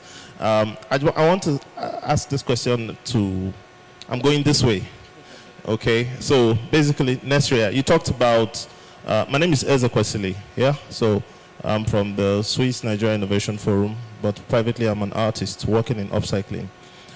You talked about signing agreement for importation and working with CBN and all of that. You were not specific in your response. So if you are doing this, can you be more specific? Are you saying you've signed agreements with Samsung, for instance, to monitor how many Samsung phones come into Nigeria and tablets? Because if you're not doing that, then how effective is this? Israel, I called you last week from Abuja, if you remember. I had to talk to Mr. Tessia Ubo because we did a project with some schools in the north, and we collected 500 Huawei tablets that are going bad, batteries are exploding and all of that. Now the question is, how do you recycle this? Who do you take it to? You know, so I hope Nesria can be more specific, and I'm seeing you live now in Israel, so you're in my hands. Thank you. Thank you for your question. Please, I think all the two questions are directed to the Nesria woman, Abi. Okay. Anastasia, please, can you? Thank you for that question. I didn't say we've signed agreements. What I said was that for Nigeria Customs Service, we are not at the ports. Understand? We work with them, depending on them, to help us regulate at the port as these products are coming in. The other thing I said was that we are working with CBN, because for an importer to be able to bring in products, the person needs to get Form M. You need to get Form M. So at that point, they will ask you for an import clearance from Nesria. You understand? So it's not like an agreement. It's just that they are also regulating at that point, helping Nesria also. Now, in that import clearance process, what we do, if you're bringing in any new or used equipment, and you come for import clearance, we check. It's not only EEE. We also look at other goods. So for EEE, we have to check, are you registered with EPRON? That is the Extended Producer Responsibility Organization of Nigeria, the one responsible for the sector. So we'll be required to bring an evidence that you're registered with EPRON. Like I said earlier, EPRON has the responsibility now, on behalf of the producers and importers, to handle collection and environmental recycling of e-waste. That is their responsibility. Doing it on behalf of the producers themselves or importers themselves. I don't know if that one answers your question.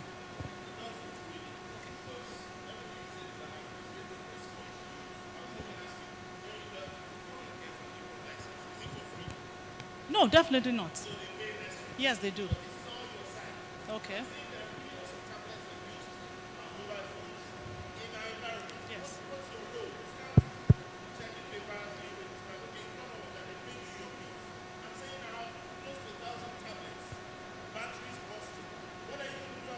Okay, so you are talking about further enforcement, okay? Getting the Okay, Oluwabi, please, can you come? So I think one thing is very clear, right? So recycling is a journey. Do you get things like lithium ion and all of these materials that you find in smartphones, for instance? The recycling process, even globally, is not yet mainstream. Do you understand? So I'm even saying that even when you go to Europe and America, it's not like you go everywhere and you find a recycler that can actually handle these things very well. That's number one. Number two is things like lithium are actually very unstable, right? Even when you've seen videos on YouTube of cars busting out into flames, right? Now, number three is, even if you want to transport those items out of Nigeria to, let's say, Europe, for instance, you need to transport them under extremely careful circumstances. For instance, the shipping lines, and I think Israel and some of the other guys were in Germany last month, I think, on this same issue. It's not very easy to transport lithium, for instance, from here to, let's say, Germany. So even if you have a recycler you want to send to in Germany, you must first of all strip them up. you must put them in a can of sand, right? So that in case there's a problem, because even your shipping lines will not collect those things from you because they know that it can explode at any point in time. So what you'll do is that you'll put like a drum, fill it with sand, and then put it inside so that even if there's an explosion, it's sort of controlled, right? So recycling is not yet very mainstream. So there's a limit to what Nigeria can do. What Nigeria can start doing right now is coming up with a framework, right? And building, I mean, let's be honest, that's their job really, right? So they'll build the framework, and then the private sector, who are the recyclers, who now have to make investments into recycling, will now come in, and then they can now begin to enforce. That's number one. Number two is, from the recycling angle, I don't think, Israel, correct me if I'm wrong, I don't think there's any recycler in Nigeria yet, right? Because recycling these things, like I said, is very difficult and it's very expensive. And what makes it profitable is all of those trace metals that you find inside. The best that we know about, well, that I know about as of today, is you have people that, you have like special furnaces that can melt these things in a biological process, right? And sort of melt them together and create like a block of mixed metal. So you have the cobalt is inside, the lithium is inside, all the other trace metals are inside, silver and the likes. And then you put them in a block. So once you melt them into that block, almost like a dirty block of materials, you can then ship that block out, right, to those guys who then further refine it into like finished products. So I don't think we're at that point yet. That's my contribution. Just to answer your question, you said you called me about Huawei tablets. Yeah, no, but I mean, you're telling the audience that you called me about Huawei. Yeah, it is true. You did call me. And the reason why I told you, what I told you was, we won't buy it from you. And I believe I already stated it here in my comments that we would not buy waste because it is difficult to process waste and we will be running at a loss. Another thing that I would like to tell you is the only way we or any other recycler would take those tablets from you and give you money in return is if we are able to refurbish those tablets. That is the only way we can actually take it from you and give you money and say, okay, thank you for bringing your tablets to us, take this amount of money for so amount of tablets. That is the only way. Aside that, there's no other way, except if, I mean, there is someone paying for it, like an EPR or whatever, paying for the tablets to be taken from you. Other than that, maybe you give us for free, we might consider, okay, maybe there is something valuable here, okay, how do we go about processing it that we don't make a loss? No, I'm just telling you the facts now. This is how it works. And like my friend Ajibade said, in Nigeria, what he said is there is no recycler. I wouldn't say that is totally true because we e-waste recyclers at Inkley, we are more like the middleman. So while it is partially true, it is not entirely true. For electronic waste, we are more like the middleman. Yeah. For some type of electronic waste, we are the last man. So we are the recycler in some way. So but for some, we are just the middleman. And an example is what I gave the desktops. We are not the ones responsible for the iron. We are not the ones responsible for the plastic or the PCBs. We are the ones that dismantle and separate them and send them to other people. And it's the same system outside Nigeria. It's the same in Germany, like you mentioned. We went to a place, GWR. That is what they do, exactly what Inkley does. The only difference is they refurbish. That is just the difference. So, like I said to you, you can bring it to us for free. We might consider taking it from you because it's a danger to you and we can handle it better. But if you want us to pay you for it, then we would have to consider if we can refurbish it or not. Thank you. Okay, thank you, Olagunju, for that clarification. We'll take your question. Sorry, just one moment. Yes, I wanted to say yes. There are recyclers in Nigeria. They are approved by the regulators. That is number one. Recycling is in phases. It depends on what you are looking for, and there are some that cannot be done here that would need to be done abroad, depending on. And yes, somebody's in business to make money.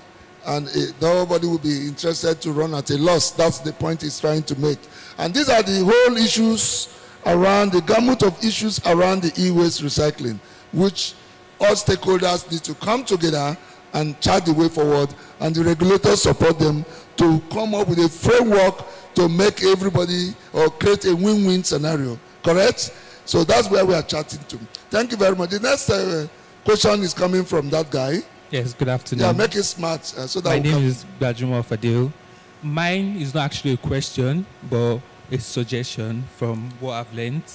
Now, from what has been said on the stage, it is obvious that recycling isn't really that profitable in Nigeria. Now, that is not known to the layman, and those are the people that you want to get those products from. They do not know it is is not profitable in Nigeria because of certain developments that the country hasn't reached yet. So now I believe, or I think, this falls between the regulators. If you can have something like, instead of, you mentioned something about you cannot tax the manufacturers because they don't have stations here in Nigeria, so they are not inclined to pay. But now if you move the tax to the importers, you're basically moving it to the people because the importers will still have to make profit, so they'll just add money to the goods they've imported. So the best way, or my suggestion is, instead of taxing the importers, what you can do is you can have like conditions. Like now, if you want to be an importer and you're importing electronic products, you are mandated to be a collector for free. Now, and also there needs to be enlightenment to the grassroots. If me as a person, I know that recycling isn't that profitable in Nigeria, and I know that is the best way to go with climate and everything, it wouldn't cost me, if I'm changing my phone now, this phone is bad and I'm going to get another one from Slots, it wouldn't cost me to go, as I'm getting the new phone, just drop the bad one.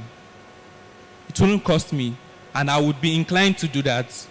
So now, it's best to, for what I call the name, it's best to now, first thing is you need to enlighten the people that this is actually what you're meant to do. You don't necessarily need to pay them. What you need to do is you need to establish a lot or more formal ways of collecting, which is this. Importers, you that are selling the phones, Slots, and all these places, you are mandated to be collectors also. So anytime someone comes into your office and says, okay, I want to buy this phone, you just ask them, what about, you're using the old phone before, do you know you can bring this phone? And we would send it to recyclers and they will take it, and they will also, obviously, you need to enlighten them that it's climate and everything. So I think that system would work better. That way, if I have a bad, like, personally, I changed my phone like 3 times last 2 years because they were spoiling. All 3 phones are in my house there. But if I know that, okay, if I walk into Slots, when I'm going to get the new phone, I can drop this and they would take it to the right authorities and you actually monitor them and make sure they do that, I would do that because it's literally doing nothing. It's not of benefit for me in my house, but also taking it when I'm going to get a new phone, I'm not spending anything, I'm not losing anything. So I would be inclined to do that. So now you need to enlighten the people, then create a lot or more formal ways of collecting. That way, the recyclers do not need to pay and run at a loss. All right. In Nigeria. Okay, thank you so very much. That's as we can go. Let me allow the other man to ask his question. Thank you. Points noted. Good afternoon, everyone. Yeah. My name is Daniel Adedokun. I work for Lafarge Africa PLC. To me, I think I have one question for Nestra, and maybe just to also participate in the discussion. So, okay, in my company, we'll do a lot of, let's say, non-recyclable waste recycling to turn to energy. And when you look at the policy, and that's why I say I have one question for Nestra. We've been talking about extended producer responsibility. But then, it's not moving as things should be. Because the policy is not clear, nobody will do. Every waste collector believes they can sell the waste. A lot of the recyclers here have a lot of problem with, colored bottle. They believe they can bring it to my company to pay. And I say, nobody will buy waste from you because you don't even understand what it takes to pre-process the waste to a usable form. You know, because we do not understand this. So first, there needs to be a mindset shift, and I think there needs to be a policy that spells this forward. After the policy, there needs to be a proper implementation, you know, because where we get the whole thing wrong is that waste keep mounting. We are doing absolutely nothing. I know people will say we are doing this, but go to the landfill and ask yourself the question, what are we doing as a nation? Nothing. That's the truth of the matter. You know, if not the Ojota landfill got burned 2 years ago, you know, for about 2 months, that reduces the waste. Today, go back there now, the volume is high. So I think from the policy operator, somebody definitely needs to pay for the waste. Whether I pay, importer pay, whoever pay, definitely whoever is the user have to pay. You know, as long as we don't get this mindset right, you know, things will not move. So to me, yeah, sorry, just to finalize things, which I believe we can educate ourselves here. You know, as long as we, even as a citizen, are not really ready to part with some few changes to make waste collection to work, we'll just be doing a vicious cycle. You know, I work in cement industry today. Put all the cement industry together in Nigeria today, I can tell you, we can consume 50% of our energy need from waste, about 3-4 million tons. Put that number into perspective, and then go to company running boilers. Let them also change their, firing system to waste. Maybe you talk another 4 or 5 million. So you can imagine that big volume will move. You will create massive job, but none of those people will buy waste from anybody. You know, none of them will buy waste from anybody. Rather, whoever is bringing that waste need to actually pay for the system to run. As long as we don't put this into perspective, we'll be moving in vicious cycle and nothing will happen. I'm talking from an operator. I mean, this year, I will end up the year consuming about 120,000 tons of waste. I'm not talking about 120, 120,000 tons of waste. So it's massive. Which and type it of requires waste? job. Is it the e-waste? No. Municipal waste this time We are around. discussing e-waste. No, yeah, but to me, the policy structure is the same for every waste. And that's what I'm trying to bring. But this session is a plenary session for e-waste. It's okay. Thank you very much. That's fine. Your contribution is well noted. The Nigeria regulator is here. Points taken. I think he has suggested that some innovations or improvement in collection, awareness creation, and interface with all the stakeholders. Correct? That's what you're saying. So that will be. It's already ongoing, and that's also why the EPR program was launched, and the stakeholders have been identified, and a lot is being done really, but may not be at the speed you want it. So thank you very much for your contribution. You want to? The last person, that's the last person, please. Good afternoon, sir. I'm Mike by name, from Ezeco Waste Management. I just want to ask, I've forgotten his name, a direct question. You, sir. I'm sorry, sir. You said something about e-waste management is not profitable. And I just want to ask, I want to know, I'm curious. Why are you still in the business? 1.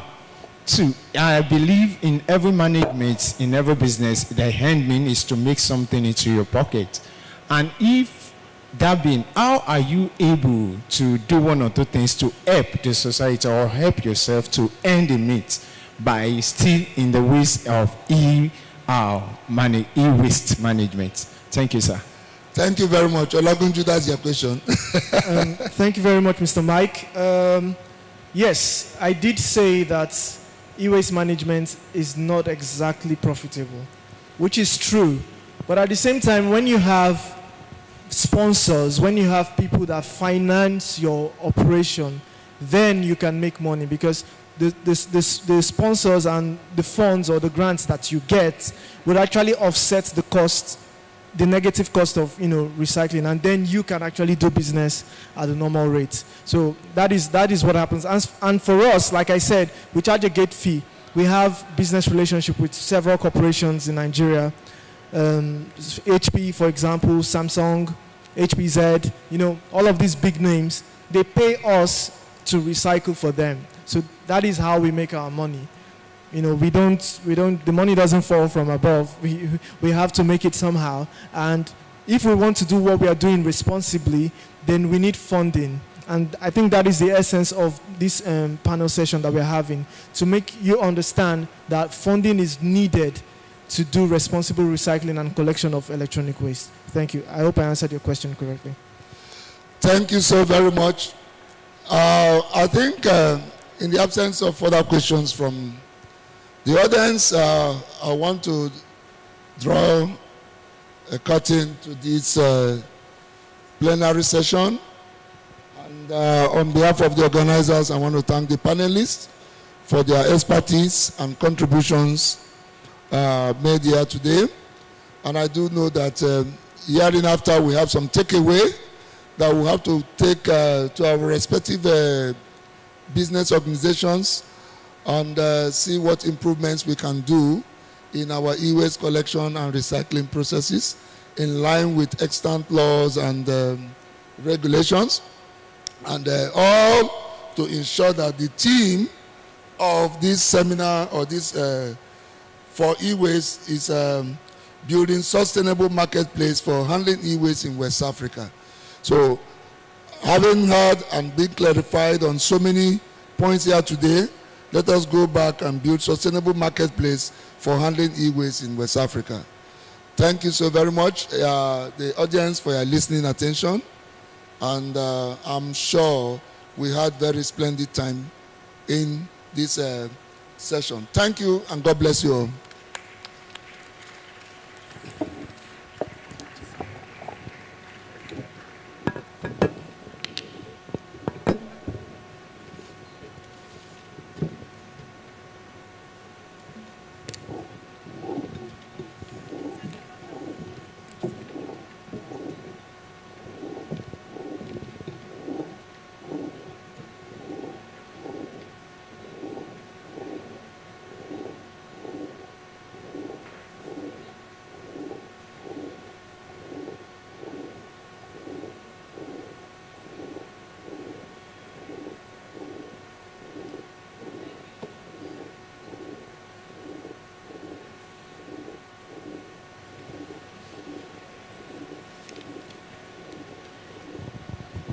Thank you, Mr. Ambata, and thank you to all the panelists for that wonderful session. We still have the side events going on to the far right, down the hall.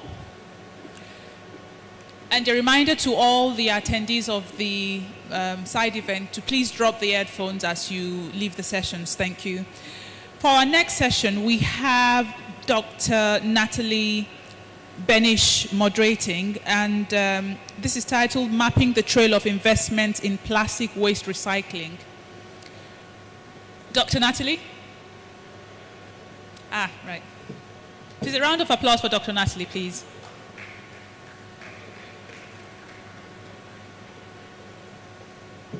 Surely we can do better.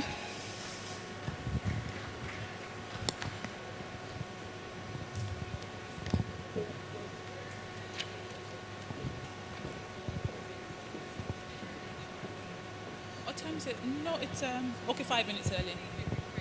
Right, okay, all right, okay, all right, okay. So we'll take a 5-minute break. And then we start at exactly 3 p.m. Thank you.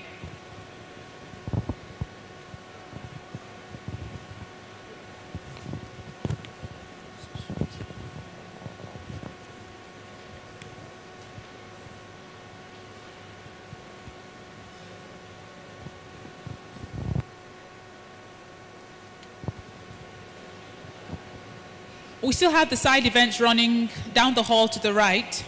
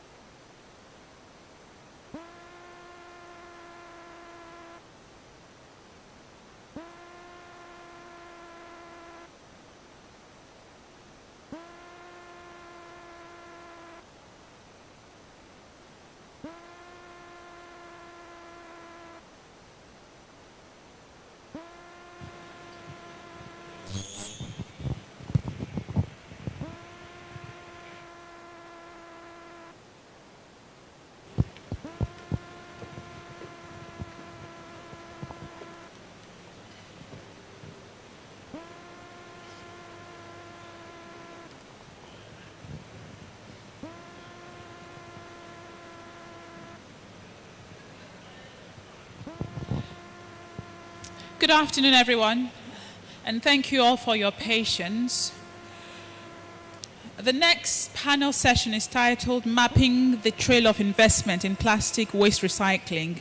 It's been moderated by Dr. Natalie Benish. Just a round of applause for Dr. Natalie. Yeah.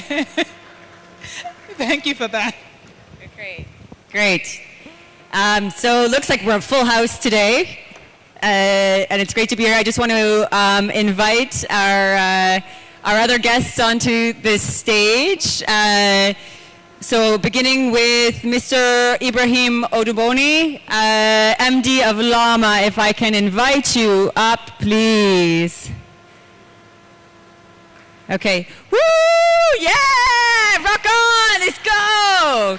These are the pioneers. Everyone I'm inviting onto the stage, they are the pioneers of circular economy in Lagos and in West Africa, and major supporters of plastics recycling as well. So we're very excited to have everyone here. Next up, I'd like to bring on Arese Onagese of FIBRA, the Food and Beverage Recycling Alliance. Please come up. Woo! Yeah! Ooh, the excitement is palpable. All right. And next up, if I can please ask Betty Brown of Jopong Group Ghana to come on down. And for the next panel speaker, if I can invite Omar Sadek, Head of Competence Center and Skills Development of the Delegation of German Industry and Commerce in Nigeria, to come to the stage, please. Woo! And finally, we are expecting Dr. Dolapo Fashawe from La CEPA to join us at a little bit later time. She'll be making her way shortly, so we'll be looking forward to her when she joins as well. So the panel today, does everyone have a microphone, first of all? Everyone has a... Okay. The panel today, what we're focusing on is mapping the trail of investment in plastic waste recycling is our focus topic, which I personally think is a very exciting topic. And the way I'm hoping we can start is if we can just go beginning from left to right. If I can ask everyone to introduce themselves, a little bit about who you are, but more importantly to tell us what you think the most exciting opportunity is in plastic waste recycling is today. If we'll just go from left to right. No?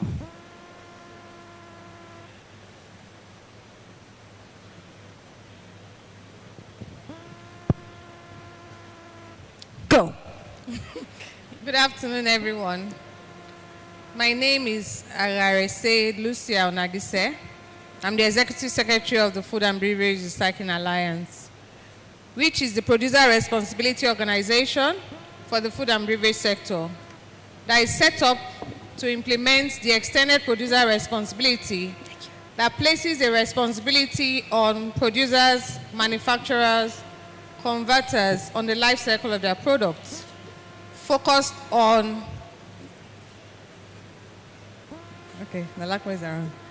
focused on the waste from the consumers. When we have bought the product, what happens to the packaging material? And that is what we'll focus on. Let me wait for...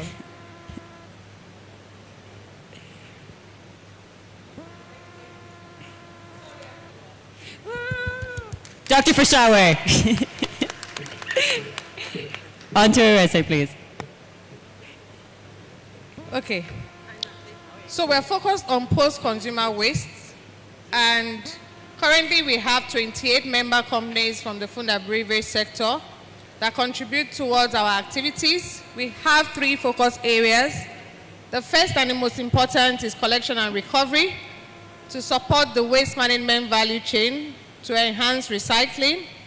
The second is policy drive, thought leadership, and dialogue. And then the third one is community engagement, advocacy, and awareness, which is very critical in our climb. The most important and interesting thing for me in the space is the fact that we can create value from what people call waste. And that is why we're here, and that is what we're trying to promote, to ensure that people understand that the packaging material that is resultant from our activities, from our products, can be used for productive value. So it can have a value that can be used as a resource for another type of industry, which we're now calling the green economy. Thank you. Thank you, Wacee'. Thank you. My name is Ibrahim Muduboni. I'm the Managing Director, CEO for Lagos Waste Management Authority. I'm glad to be here today to talk about plastic waste recycling and the opportunity that it brings. We've seen a lot of progress made on recycling over the last 3 years. And for those people that are new to recycling, the sector has grown astronomically itself. And when we're talking about recycling, we are not only talking about plastic, because we think to have this misconception that plastic is what we're really talking about. But it seems that plastic is the one that is currently giving us some of the pollution problems that we have now. And that's why when you hear recycling, it's quite synonymous to plastic itself. Recycling as a whole is a sector that is over 18 billion naira worth, and is a sector that's created a lot of jobs in the last 3 years. So coming from a state where we had only 3 registered recyclers with less than 500 formal and informal workers, to now that we have over 170 recyclers and still counting, over 13,500 youths employed in the same sector over the last 3 years, I can see a lot of positive and progress moving into recycling for the states. And it's the first time I will confirm to everybody that the entire value chain of recycling in Lagos and even in Nigeria is completed by Lagos State now. Because now we have generator, off-takers, aggregators, producers, end users, everybody is now in Lagos. So there's no excuse for us not to actually have the sector grow itself on its own. Recently, last month, we had Polysmart, one of the first companies to do bottle-to-bottle production in West Africa, coming to set up in Lagos. So they are currently taking about 1.5 million bottles daily from the system, which we start to see a lot of lesser pollution, less worries for LASEPA, Dr. Fashawe and Co. when they see that there's no plastic in the drain and on our coastal lines as well. But the progress and what we need to make, we need to go back and pick those plastics that have been existing in our system for the past few years. As we all know, each of these bottles, they take nothing less than 400 years to decay. So if nothing is done about them, what is the concern? So in Lagos, we generate over 4 billion bottles on a yearly basis. So even if somebody is taking 4 million bottles per day, it doesn't really still cover some of the headaches that we have. So the thing there is for us to continue to encourage more private investors to come into the sector and continue to partner with people like Lafarge, Dangote Refinery, to take some of the non-recyclables that we have and use them in their day-to-day production. And then we can all be confident that we are moving towards a zero waste come 2032, as we are aiming to do. So I think on that note, I want to, like I said to Arese, I call her queen of polluters, but it's not being horrible. But she represents all the manufacturers that we have in Lagos that are currently behaving well. Those that are not members of FIBRA are the ones that does not care about the environment we live in. For those of us that are here 15 years ago, when there was no bottle, was there any problem? All of us were looking for the top of a drink, to look for the eagle, to win something. And it was really contributing a lot to the education of people around the environment. But since this plastic has come by, what has been done by the producers to extract what they are putting in our environment and making sure that the generation unborn are safe. So that's why we have agencies like, associations like FIBRA. They are doing, but they still need to do more. Thank you. Right, so my name is Betty Brown-Yedu. I'm from the Jospon Group of Companies. We offer a 360 approach to waste management. What we do is that we do collection and storage, we do transfer, we do treatment and production. I also manage a recycling plant that receives, sorts and processes municipal solid waste and recovered organic fraction for compost, as well as recover metal, paper, plastics, and then glass to serve industry. What I'm particularly excited about in the Ghanaian context is recent government buy-in into circularity, such that in partnership with the government of Ghana, the Jospon Group of Companies has been able to establish 16 recycling plants in all 16 regions of Ghana that is targeted at valorizing the waste that we generate. And so if you came into Ghana now, every region has a recycling plant. And rather than towing the linear economy where all this is going to end up on the landfill, now we have recycling facilities. Rather than generate methane, ammonia, carbon dioxide on our landfills, we are adding value to these materials and bringing it back into the loop to enhance circularity and industrial symbiosis. Thank you. Hello, my name is Omar Sadet. I am head of Department of Competence Center for Skills Development at the delegation of the German Industry and Commerce in Nigeria. In my opinion, the great opportunity that we see here is especially in job creation, as our main focus is on how to upskill the worker and how to equip them with the knowledge and tools necessary to tackle the challenges that they are facing in the area of circular economy.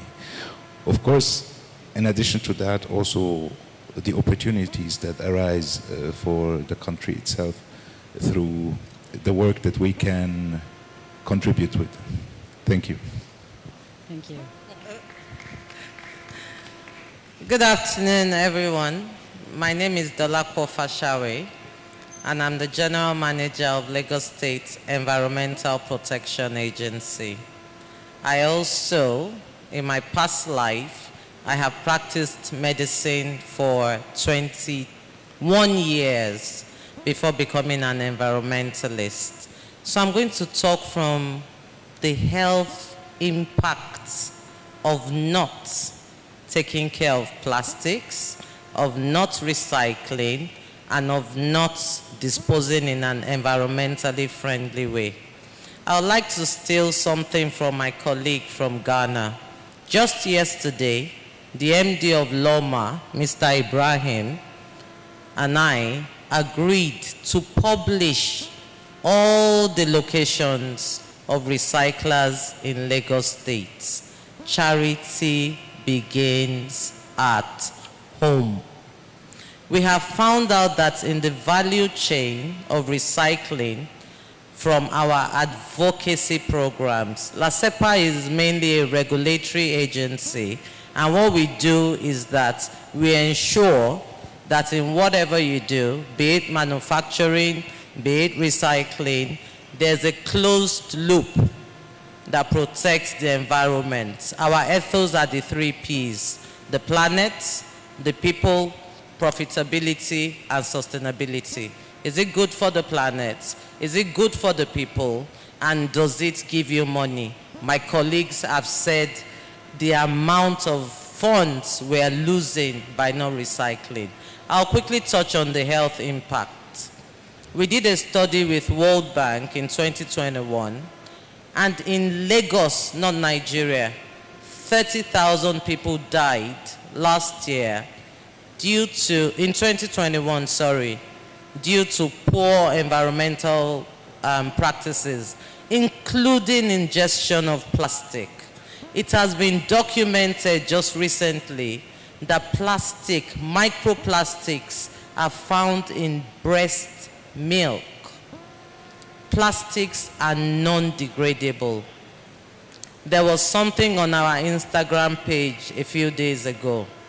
A yogurt container that was thrown into the ocean in 1946, washed ashore, and it is still as solid and as fine and beautiful as it was in 1946. Now imagine these microplastics in babies who cannot digest it, who cannot decompose it. What then happens is younger people are having cancer.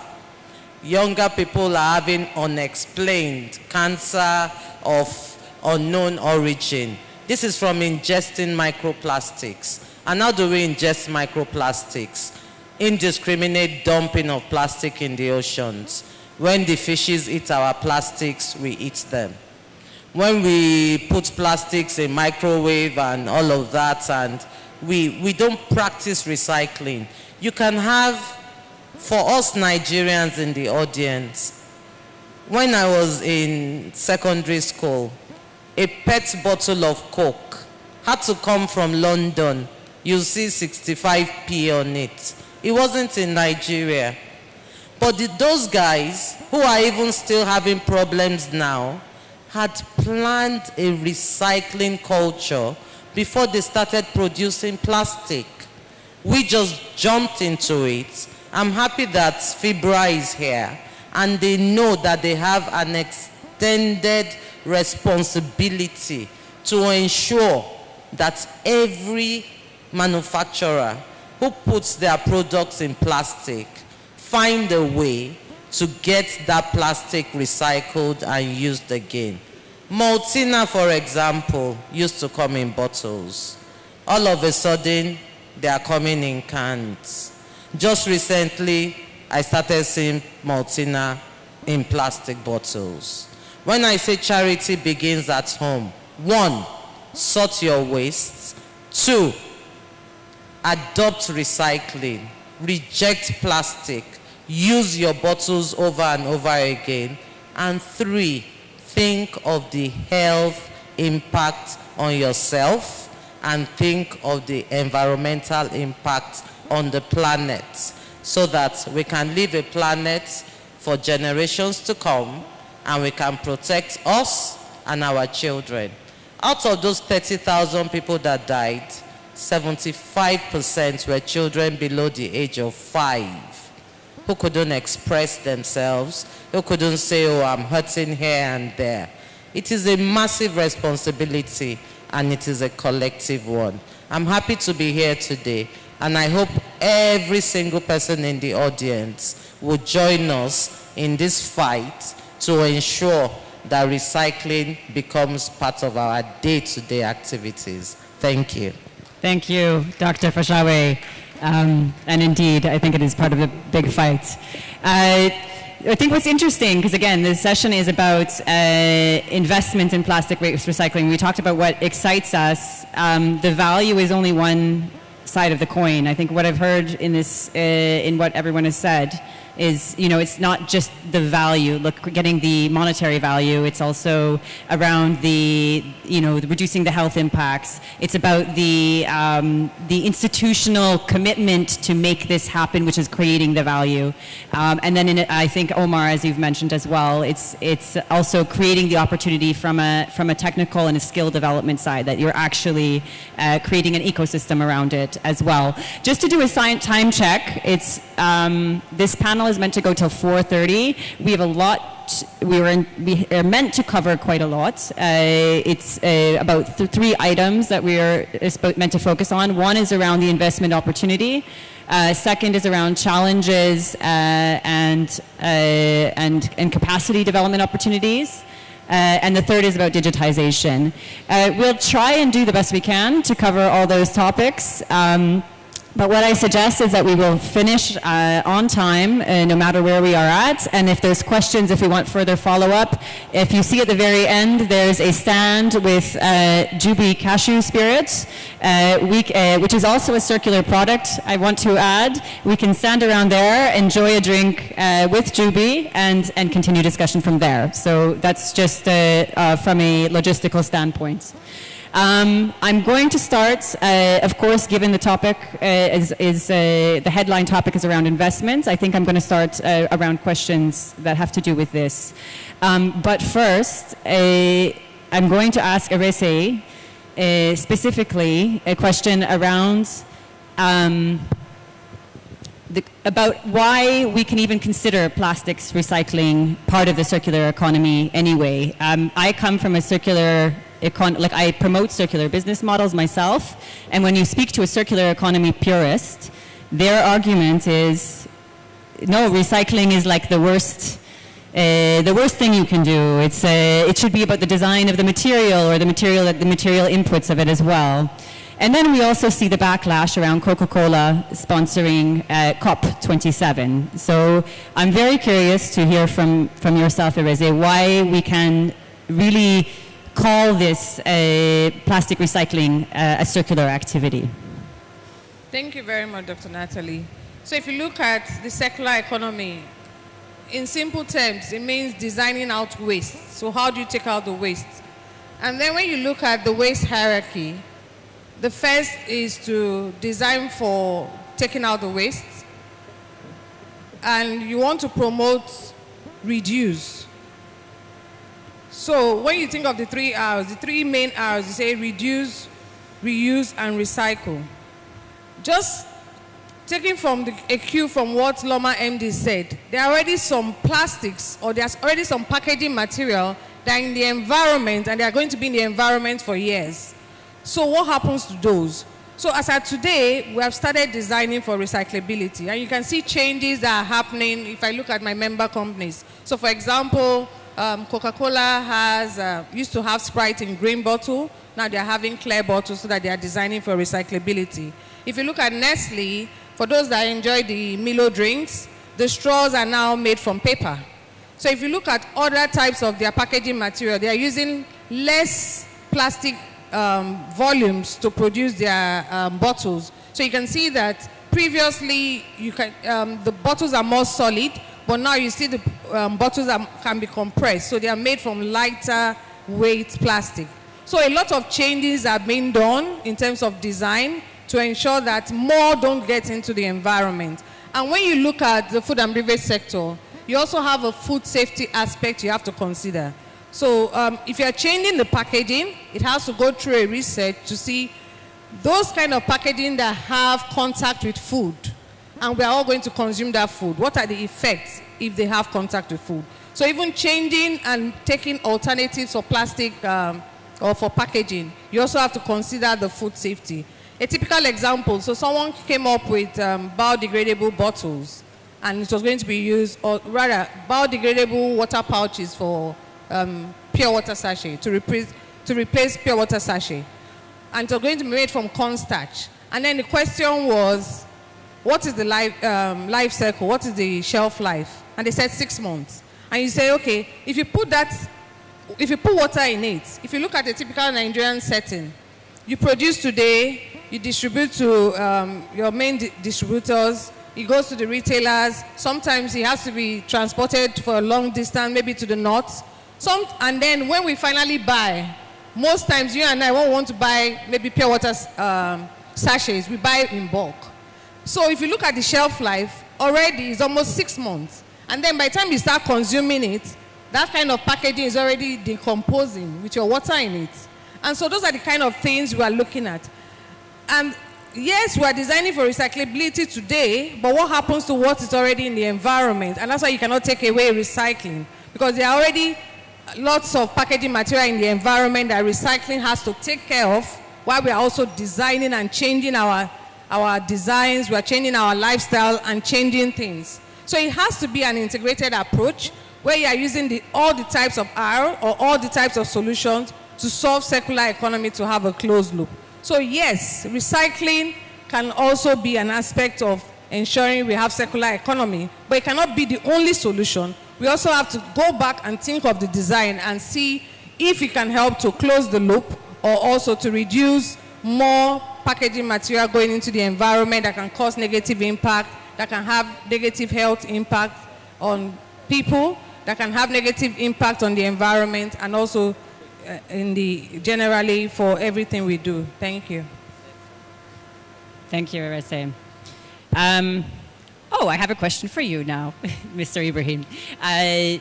So, Ibrahim, in your kind of opening remarks, something that you mentioned, and as being living in Lagos for the past few years, I have also really noticed is the growth around what's happening in recycling. That you see more businesses sprouting up. That you see really activity going on. And I want to know a little bit more about what's happening in this space. Where are you seeing the greatest rates of growth, business growth around waste management and recycling? And where are you most excited? Where do you see the greatest potential around this business growth too? Well, thank you. I think one of the key things we have to recognize in the growth of recycling in Lagos is down to a lot of knowledge from our existing recyclers, people that are systematic or seasoned waste managers, plus a lot of economic analysts coming together to create value. All what we are talking about now, from what Narisa have said and co, is all boils down to value creation.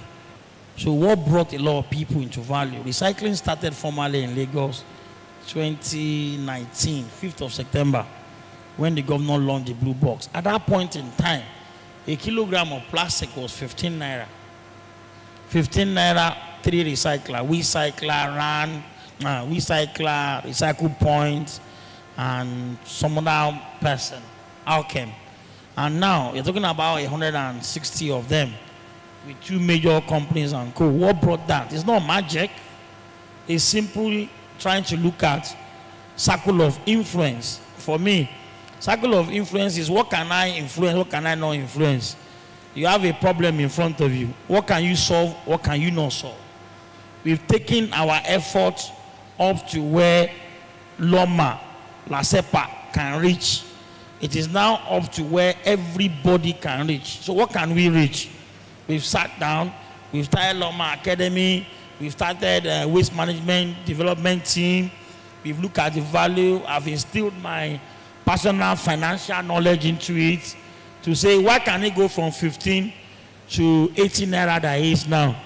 I did that. And I always explain to recyclers. They said, how do you do it? I did it. And I'll explain it to you. It's very simple. In the recycling sector, there's a lot of middlemen. It's like you want to go and buy a ram in the market. You get there, you can't speak the local language, somebody will speak for you, they will buy it, there's somebody who will kill it for you, there's somebody who will cut it for you, and somebody will bring it to your house. So what I did is same thing as plastic.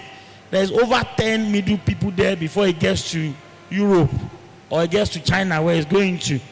And I decided that to increase the value, I need to get rid of 3 middlemen. Get rid of 3. And how do I get rid of 3?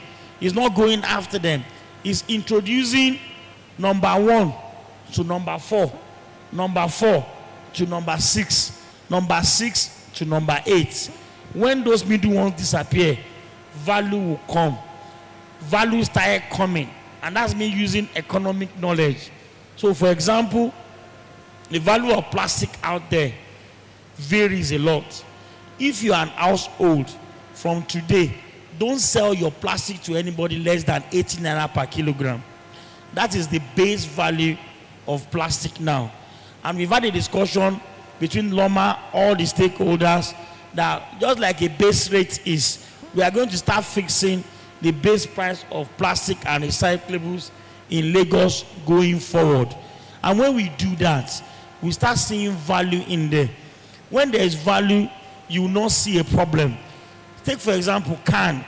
A lot of can are produced, but do you see them? No.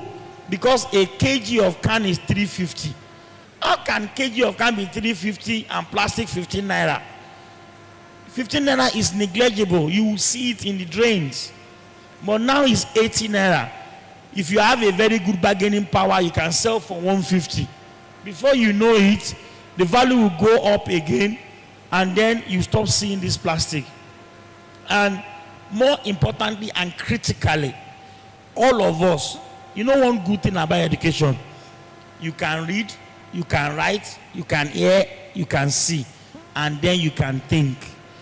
All the producers that we have in Nigeria, they are not behaving responsibly. If they behave responsibly, we won't have this problem. It's just like Shell. Shell are made to behave in Nigeria the way they behave in other countries where they are mining, where they are exploring. The same thing as Coca-Cola and coal. In Europe, they contribute a percentage of the price of the bottle to the bottle for recovery. But here is a problem. If you sell this for 100 naira and 5 naira of it goes back to recycle it, will you see it on the road? 65 of these make a kg. So imagine what I'm telling you. 1 kg is 80 naira. That means for every one of these you pick is 1 naira 10 kobo. If it's 5 naira per plastic, will you see it? Will you leave it behind when you are leaving? So it's not down to law or government policy. You individually as a producer, you can make an elective EPR. It's allowed. Make an elective EPR. Behave responsibly. FIBRA has 24 members, 28 or so members. There are loads of people that refuse to join FIBRA now. A lot of them, the likes of Right Foods and Co., they don't join. But they decide to pollute all our environment, take all the value of it, kill the generation unborn. It's sad when you have milk having microplastic. For those of us that like fishes, welcome to the world of plastic, because you are going to eat them continuously and it will not decompose. After you have died, generation to go is still there in the corpse. We cannot continue to look at that and leave it. People that work in these production companies, they are humans like me and you. They should not wait for a Dr. Fashawe to come and be telling them you are not doing this right. They should not wait for somebody to come and be picking those plastic. As you are producing, be thinking of recovery. So for us, it's all about creating value. We can only make the change we can make. I create value, and I'll continue to create value until this becomes 200 naira per kilogram. Then I know that the problem will solve itself. But before that time, they should make life easy. I'll give you another statistics. All the shopping mall in Lagos, the Ebanos, the ShopRite, the Spa of this world, they use 5 million carrier bags a week. 5 million a week. Those carrier bags will survive for 80 years to decay. So how many weeks have you spent this year already? That's what you are competing against. Because if nobody picks those carrier bags, you are going to consume it through your fish. You are going to consume it through your fish. Even the chicken that are roaming around, they are now eating the bags themselves. So we need to really ask ourselves, is this how we want to continue living until something kills us and nobody knows what's killing us? Thank you. Thank you. That was very A, passionate, but B, I think you raise a number of issues here. First, I think the key point that you're indicating is around, like, for this to really work, when you're talking about, there is a growth of businesses. You referenced the fact that there has been an increase in the price of PET only, and I think bringing the shopping bag story in is also like, well, there's all these other waste streams as well. It's, you win somewhere, but you lose somewhere else. But I think I really appreciate how you underline and hit home the point that the price needs to be at a level that there's a reason to pick it up, that there can really be a sustainable business model there.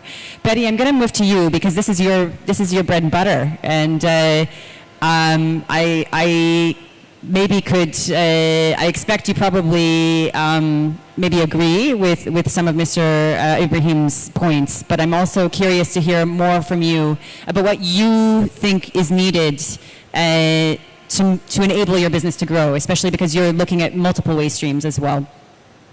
Right. Thank you very much for the question. Well, again, I'll talk from the Ghanaian perspective, and that's why I am here. Well, I think that I would focus on very important parameters, 3 of them. Legal and regulatory framework, sustainable financing, and education. Okay. So let me start with the legal and regulatory framework. For example, Ghana and a lot of African countries, as it is now, do not have any policy that seeks to implement waste segregation. And so running a recycling plant that valorizes about 400 tons of waste a day, I have had to manually and mechanically segregate all these waste streams that comes to my plant. And that is huge cost to me. If you look at countries that do or have legislation on waste segregation, these wastes are coming into their plants in single streams. Okay, when it comes into my plant, I have to run it through the plant to sort out the plastics, the paper, the metal, and it makes investment very, very expensive. And at the end of the day, you do not really get the return on investment that you would wish because of some of these legislations. I would also talk about sustainable financing. We just spoke about EPR. I think that it is high time we started looking at sustainable financing for the sector. For example, when I characterize my waste, I see a lot of my stream coming from these high producers, arranged from your members. And one thing I say every time is that it's about time we started looking at EPR beyond localization. So we should look at, for example, AFTA is with us and is going to encourage a lot of intercontinental trade. And so I'm going to find a lot of your materials in Ghana, whilst you also find some of my materials here. How are we regulating it and looking at the bigger picture such that we all benefit from an African EPR scheme, for example, that looks beyond localization? And so sustainable financing for me, it's very relevant for me to sustain my business. And also education. There's a lot of miscommunication or misunderstanding of end-of-cycle products from waste, for example. And so you produce compost, for example, from municipal solid waste. And people will think that once it has come from waste, it is not good enough. Or that you produce pellets from plastics, and because it's coming. And so when it comes to the BD, the business development and marketing side as well, it becomes very constraining. And I'm thinking that once we get the buy-in to do more education, it is really going to help my kind of business to thrive. I just actually want to have a follow-up question for you, Betsy, because you mentioned sustainable finance, and sustainable finance covers a number of different instruments. Yes. What do you mean? Like, what is the kind of investment instrument that would be most beneficial to you? Is it a grant? Is it subsidies from an EPR or from a... So I would say subsidies, because government has already started implementing some kind of subsidy arrangement with the Just One group of companies where I work. So we realize that, for example, if in Ghana we use tricycles. If a tricycle operator came into my plant to tip or to dump waste, per my computation, it will cost me about 250 Ghana cedis to be able to accept that person, run the waste through my line, and recover what we call the positive fraction. However, I'm charging about 50 Ghana cedis, so there's a gap of 200 Ghana cedis. And that is what government pays to me as their commitment into subsidy. So they give me that subsidy at least to reduce my risk exposure because of what I do. Okay, so more structured conversations. I think we can call it like blended finance tools. Absolutely. is what would be the kind of tool that we would want to look at. I don't know if Ibrahim, if you have some thoughts about that, I would also want to know. So I think for what the lady is saying is in Ghana they have what they call like a Dr. Fashawe, we know what we call it environmental levy. Environmental development charge. Yeah, so they have the charge on their petrol. Yeah. So we have 3 levies. One is the environmental excise levy, and then we have the sanitation levy. The environmental excise levy is 10% of all imported plastic products. Okay, and then you have the sanitation levy, that is 10 pesos on all petroleum products. So once you buy fuel, a levy of 10 pesos is charged into a sanitation levy to facilitate sanitation services in Ghana. Then there's also the polluter pays principle, which makes it mandatory for households to pay economic value for the waste that they generate. So these are the streams that Ghana leverages on. Is that feasible in a Nigerian context where we are dealing with inflation, just adding those additional levies, or do you think we should be looking more creatively at other kinds of investment tools? Dolapo, you're nodding your head. I ask you first. Yeah, thank you very much. So, in Nigeria, we have executive laws and concurrent laws. It is a law in this country that every manufacturer, every user of the environment, to a certain degree, except domestics, pay environmental development charge. It is minimal, 30,000 naira. That's about $5, $10, 30,000 naira. So imagine every manufacturer in Lagos, every hotelier in Lagos, every restaurant in Lagos, and it is the duty of my agency to ensure these charges are paid. I will go back to sustainable financing. What we have proposed to the government and what we are doing in partnership with my sister agency, LOMA, is to appeal that out of these levies, they give us some funds to subsidize and assist recyclers. FIBRA is meant to be in partnership with LOMA and LASEPA in making this happen. There's sustainable banking. A certain percentage of profits after tax should go into environmental development matters and environmental developmental issues. I do not and cannot place a finger on how much, in terms of cash, FIBRA is giving the government to assist in this subsidy. Businessmen are finding it difficult to recycle. One, because of number 1 to 10 that Loma has spoken about. Imagine 10 kilograms of plastic. It's about half of this stage, if not more. How do you transport it just for 800 naira? The cost of transportation is more than what you're going to get. I studied the Kenya model.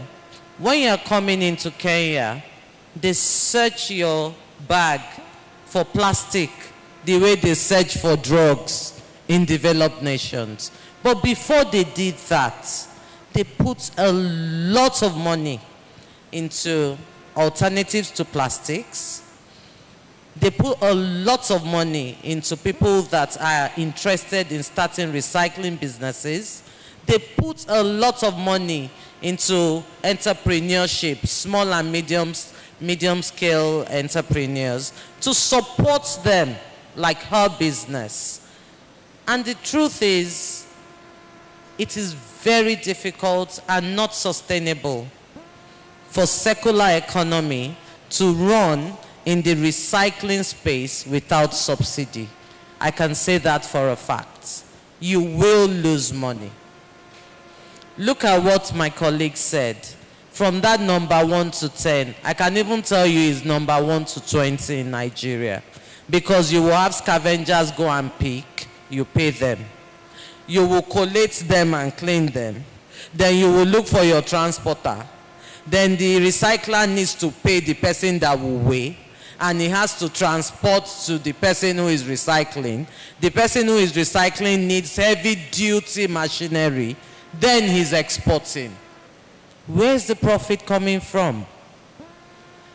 Extended producers' responsibility. We need to do more, and we need to start talking international levies for things that are being imported, for those guys that have their head offices abroad, Coca-Cola especially. RSA, I'm not picking on you. However, we really need to do more.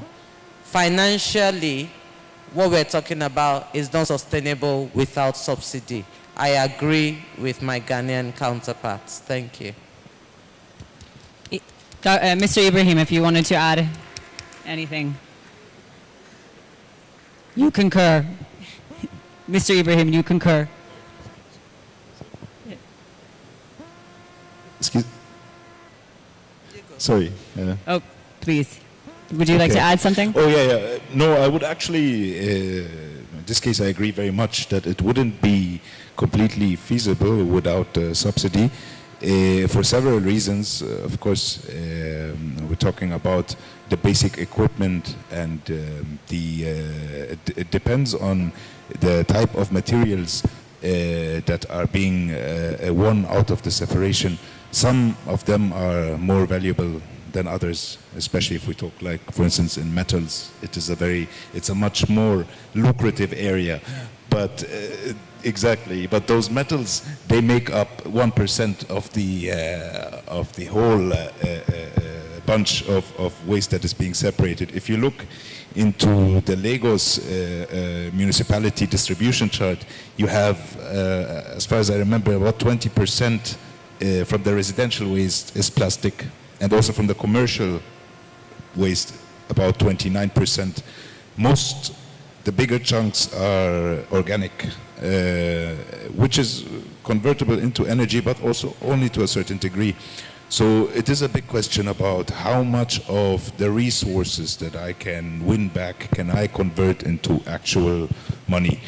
And here there is another challenge that Nigeria, not only Nigeria, probably the entire region and many countries on the continent are facing is, do we have the basic infrastructure to have an 100% efficient recycling process? As you mentioned, for instance, the example of the transport cost from one place to another, 800 naira, is that what the poor collector is going to get out of the things that he's transporting? And also, for instance, in Lagos, we have the dump sites in some areas, but the separation is in other areas.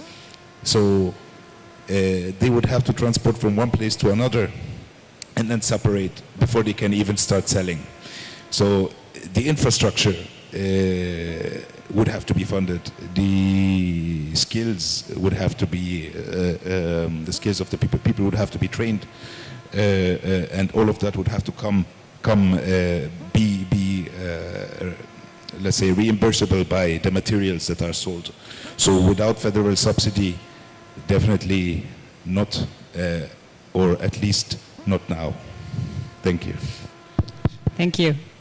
So I think one other thing I want to mention is the sector itself. If you're looking at plastic, let's just be truthful. The value of a kg of plastic is actually 800 naira. 800 naira. That's the real value. But because, like Dr. Fashawe described, there is middle before you actually get your exact value. What we are saying is there's a lot of infrastructural non-existence that is causing that problem. If the polluter or the policy or the levy is going to cater for those infrastructure. There's no reason that says people should not be getting 500 in their house and the recycler getting 800 for this plastic.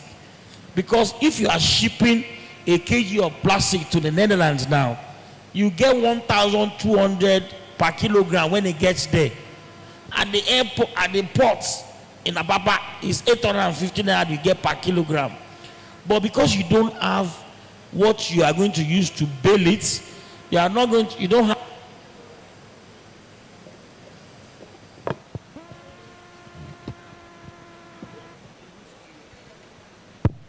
Sorry.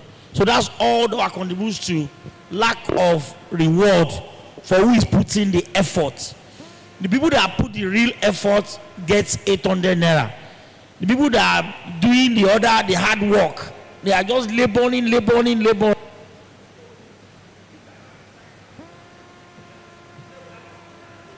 many of them have a baler? How many of them have a baler?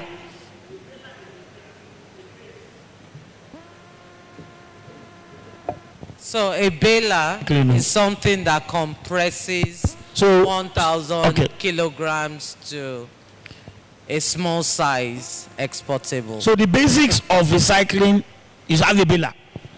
The number of balers we have in Lagos is not up to 200. Wow. It's not up to 200. If anybody is raise up your hand if you think it's more than 200. 100 itself now generous. I'm being generous. But balers ranges from 800 naira mechanical to 3 million electronics one. Is there a problem for a company, one company out of the polluter, used 3.2 billion last year for adverts alone? Those dancing on your TV, drink my drink, drink my drink, drink my drink. Billboard. 3.2 billion naira. To buy 100 baler is less than 300 million. No? So somebody needs to actually do something and solve this problem. We are not asking polluters to give us money. We are asking them to clean up the mess they are creating. Because if you look at this, LASEPA is doing clean air campaign. We went to Itedo, we went to Ikorodu. We said, bring your plastic out, 500 naira per bag. We got tired, Abby. They were taking money, they were just bringing it out. Yeah. Because we put a premium on it. It was amazing. We had to call for backup from Loma just because we put a premium on it. And the whole, in fact, in Itedo, they're calling us now that before you finish taking your drink at parties, people are picking your plastic, waiting for that premium to happen again. We're talking to Fibra to assist us with balers, and I'm waiting for her to respond to Loma. Okay, thank you very much for all the discussion. So, in working in the sector in the last 4 years, FIBRA was established in 2018, and we now have 28 members who are contributing to the funding and the activities we're having. One of the gaps we have seen is the infrastructure they're talking about, and we have been able to identify that we also need partners to work with to establish those infrastructure. And so in doing that, we have partnered with Loma and LASEPA, and we're going to set up 6 collection centers in Lagos. We're also going to set up an aggregation hub in Lagos, which will also be able to provide that. In the last 4 years, we have also been supporting the waste value chain with subsidies. We currently have a collection center in Delta State, Asaba. And we also carry out other activities in terms of advocacy every month. We have gone to over 50 communities. We have been able to support the collection of over 23,000 metric tons. We are currently in discussion with Ogun State.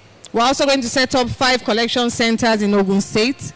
So we have developed a 5-year plan. And because of the range of members we have, we're not just focusing on plastics. So we work with a recycler also for used beverage cartons, which is the Tetra Pak, the juice packs. We are also making recycled bins from those used beverage cartons. We donate to schools. We go to schools and teach them about recycling. We also fabricate giant bins to give to communities, to schools. We have donated over 75 of those bins. So we are doing some things. It's not enough. We just have 28 members out of all the beverage companies we have in Nigeria. But of course, we can do more.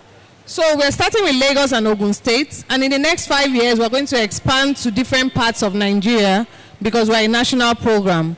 We're also regulated by NESRA, the regulatory authority, to ensure that we can do things the proper way and establish the EPRO system in Nigeria. Thank you. Did you want to add? Okay. Thank you, Wacee. And it was a natural handover to do the industry defense. I think so we've mentioned subsidies as being a key issue. We've mentioned the infrastructure also as being a key element where there is investment needed to really make a feasible and a functioning recycling, a more dynamic recycling system in Lagos and Nigeria than exists today. I think the conversation right now has been a little bit between looking at the producer, which I think of course is very, very important. We see this a lot with, there's a World Plastic Treaty coming up where we see a lot of responsibility sitting on the producer. But at the end of the day, a lot of investment is needed, and it cannot just come from one set of organizations. Omar, I'm going to turn back to you because you represent I know you're representing the German delegation of German industry. DGIC, yes. Yes. And I think there's also the partnerships between international organizations as well. That's also quite important. So I'd like to just hear your perspective about where there could be other opportunities around investment to support this development of the infrastructure that's needed. Well, as for the area of recycling itself and circular economy, this is seeing a lot of organizations, international organizations, who are interested in investing and funding projects in these areas. However, it depends really on the suggestion of topics, because infrastructure is not necessarily the priority of those organizations. But the problem is that the infrastructure, as we said, is needed. So sometimes these projects occur, they are being implemented.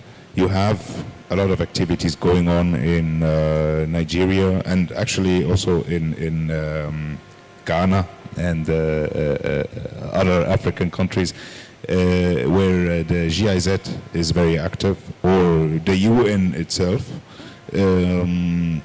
Also thinking about the EU, the European Union itself has had this year, I do not recall exactly how they call it, but I think it was the Green VET scheme that where they had proposed to a lot of participants from African and European countries to hand in their project proposals for projects in the area of green, of circular economy and green energy. There was a lot of activities, let's say a lot of support from the European Union for these type of projects, especially in the last few years, where the topic of climate has become ever increasing, not only in let's say, not only in the African countries or in the media, but also in European public opinion. This is a very increasing area. So there are quite a lot of organizations who are ready to fund projects, but in my opinion, what is important is that one also sometimes must look at the feasibility of the project in the country in which it is being implemented, because sometimes these projects, they have good intentions, but it is not, the country may not be ready for the implementation of a project in the way it is suggested.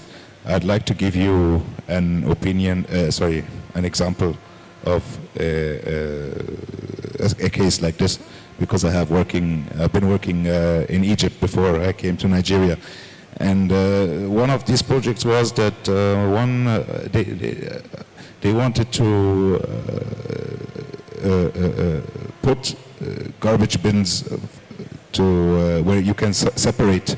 They have put different types of garbage bins beside one another to separate the waste, like they do, like it is standard in Germany, for instance. In Germany, this is it's a must. It's common knowledge. It is a general expectation. But in Egypt, they saw it as a good idea. But the problem is, they put the bins there, but they did not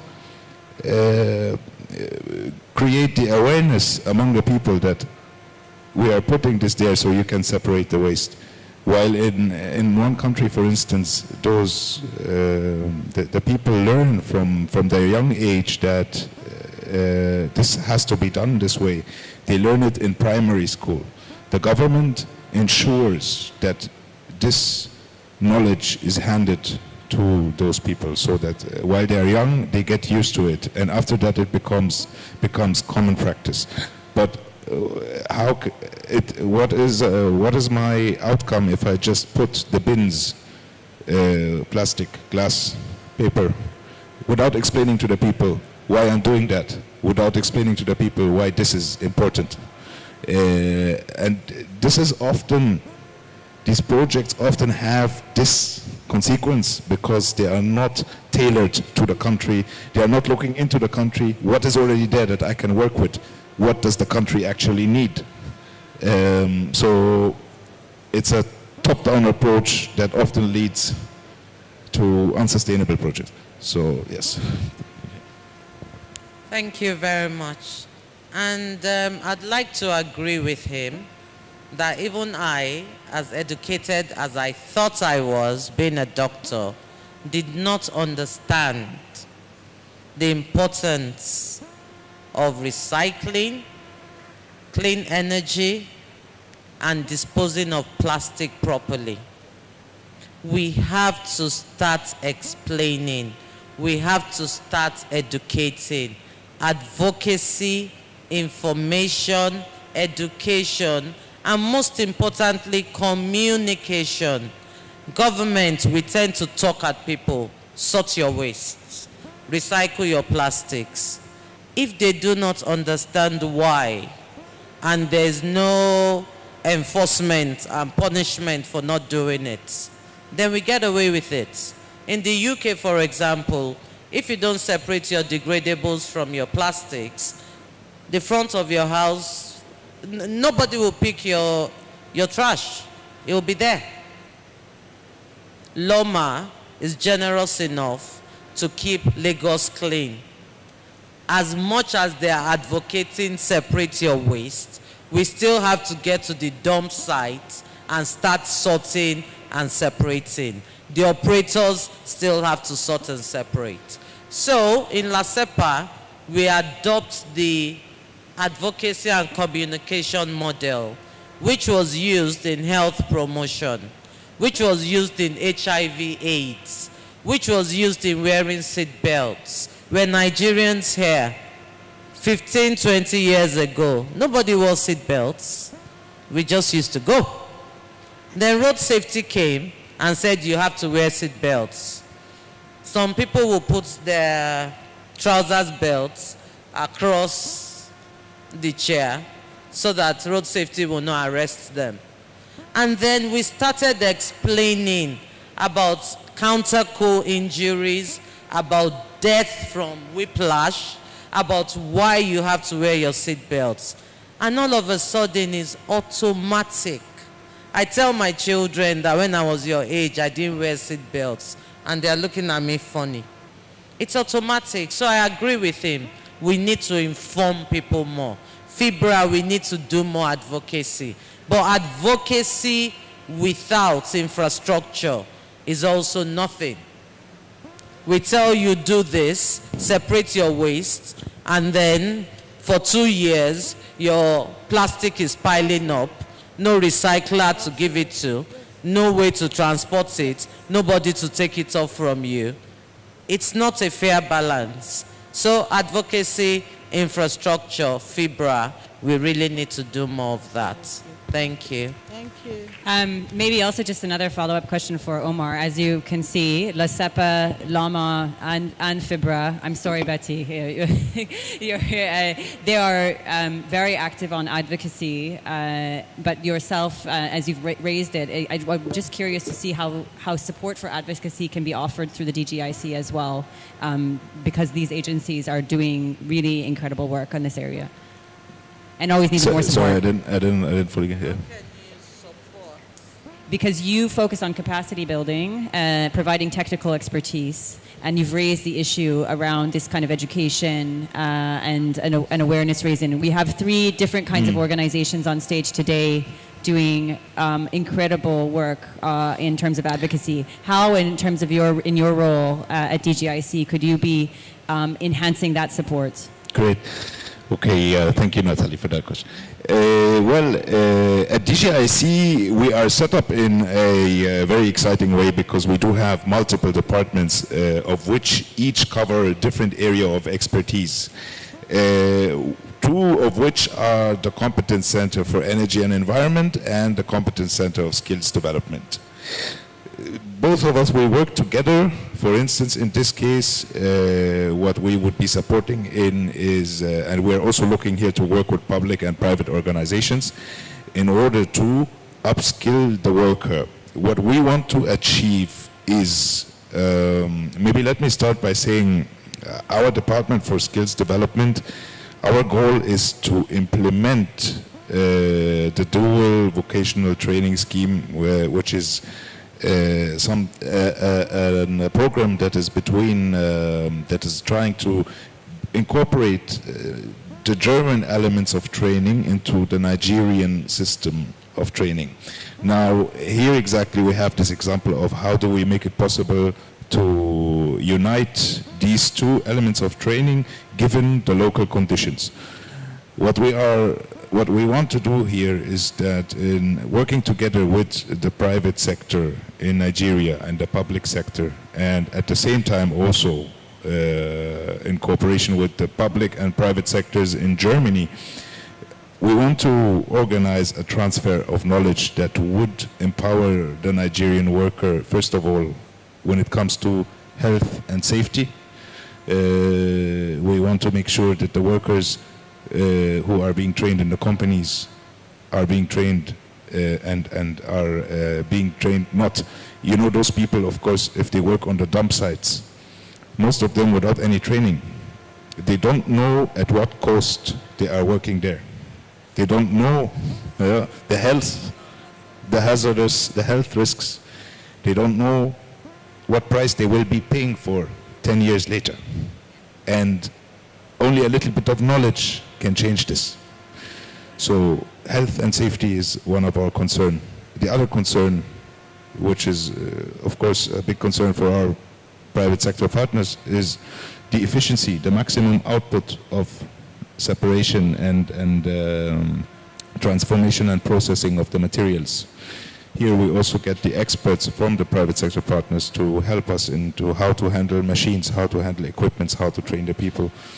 And of course, the third, automatically, the third point that is a winning point is the consequences for the environment, that we are actually protecting the environment, we are doing something good for our planet, for our neighborhood, for our city.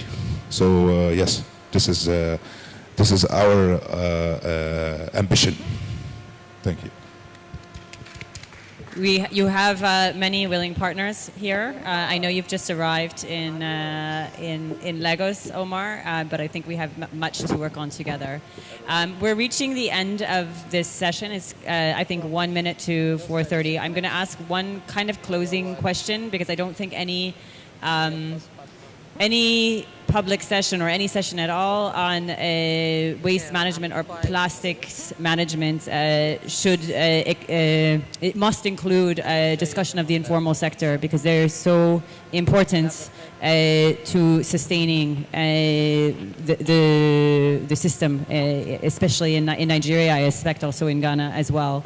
And I think I'm going to just leave the last closing question to Mr. Ibrahim, because you've spoken so much about the need to reduce the value chain, or the size of the value chain, and about the importance of having a higher volume price. So I just want to ask what the agency is doing in terms of protecting the interests and assuring, though, the value does get to collectors and to the informal sector in Lagos or at Loma. Thank you.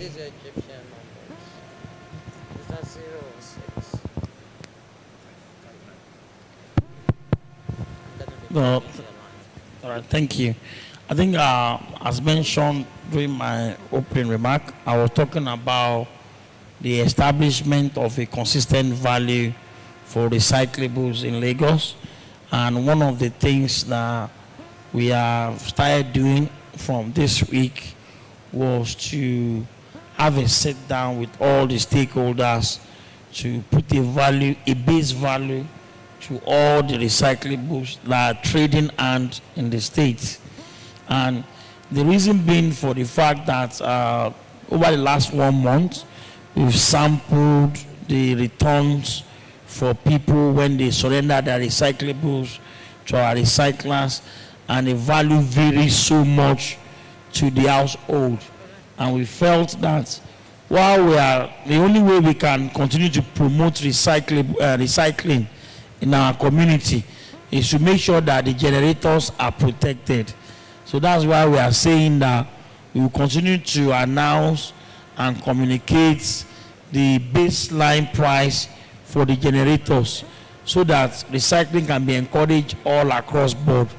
And during this time of this meeting, we have the Lagos Association represented, the scavenger associations were there, the pickers were there, dumpster people were there, Loma there, all the people that had to do with recycling were there, end user there, and we agreed in totality that the base price for all the recyclables were all agreed one after the other. So for plastic, 18 naira. 18 naira for maybe a picker or a random person picking it on the streets, selling to you or buying from you, 18 naira. 18 naira. Because that 18 naira, what we then do on a monthly basis when we review it is, do we increase? Do we keep the same? Do we look at the market value? Because there's an international pricing for plastic as well. In the rainy season, the price goes up. In dry season, the price goes down. So it's not as easy as people think it is. So once we fix the base price, we then start looking again at the middlemen that are existing in the sector. But for us to even do any further reduction in the middlemen, we need to ensure that infrastructure is injected. There's no infrastructure. They don't have bikes to collect from. They don't have the distance from where they collect to where they tip is far. They don't have a baler. And that's why we continue to innovate. I am an advocate of local innovation and fabrication. Out of our quest for solution, we have Loma Academy students doing the ASU strike that were with us. They came up with a shredder that cost 340 to produce, but it only has the capacity to be in your boot, in the boot of a car. So the whole idea that they came up with was they had a shredder that looked like a paper shredder. It will be in the boot of a car.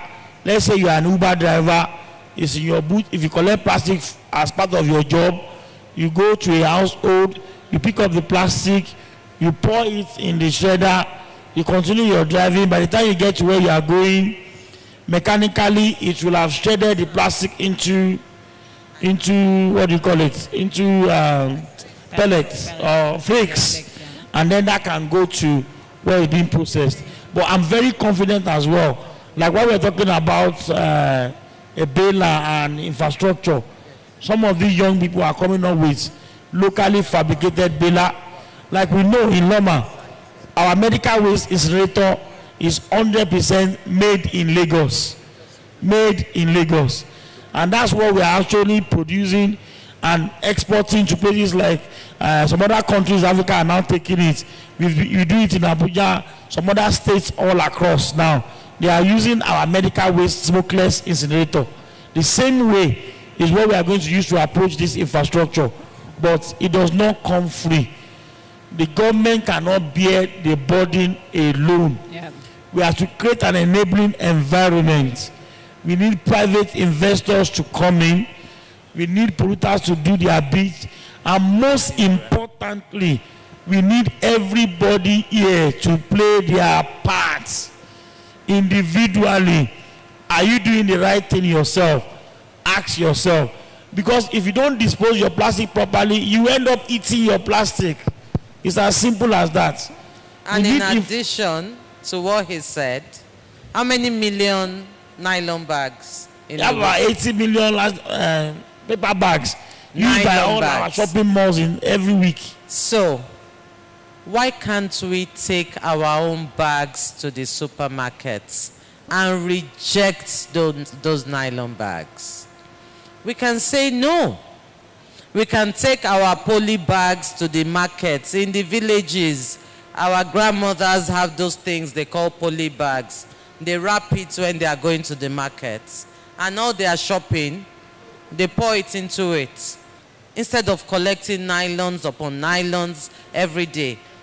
If every one of us here say that to at least 10 people, or say that to another 10, those supermarkets will see that the demand for their plastic bags have reduced, and then the menace they cause in our dump sites, you need to see, will reduce as well.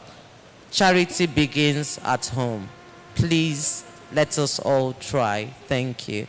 So thank you very much. I think most importantly, we need to do the right thing. So one other thing I want to mention before I hand over, because I'm Oliver Twist, I'll continue to request, is, we talk about recyclable. So earlier this week, I was at Lafarge Cement Factory. It's the largest cement factory we have in Africa. And all of us sit here, you don't know what they do for us. During COVID, they started something. And what they started is, they started doing things to protect us, not just manufacture cement alone. So they built a plant at the back of their conversation with Loma to start burning and reduce their fossil fuel dependency by 50%. So instead of them using diesel every time, they want to reduce everything by 50%. And what are they burning? What you call waste is what they are using to reduce it. So now they are on 35%. Getting to 50% is going to be easy for them. But talking to them about their own challenge as well, you will not believe it. They want to help us reduce it. It is still them that will still spend their money to come and carry it. You understand what I'm saying?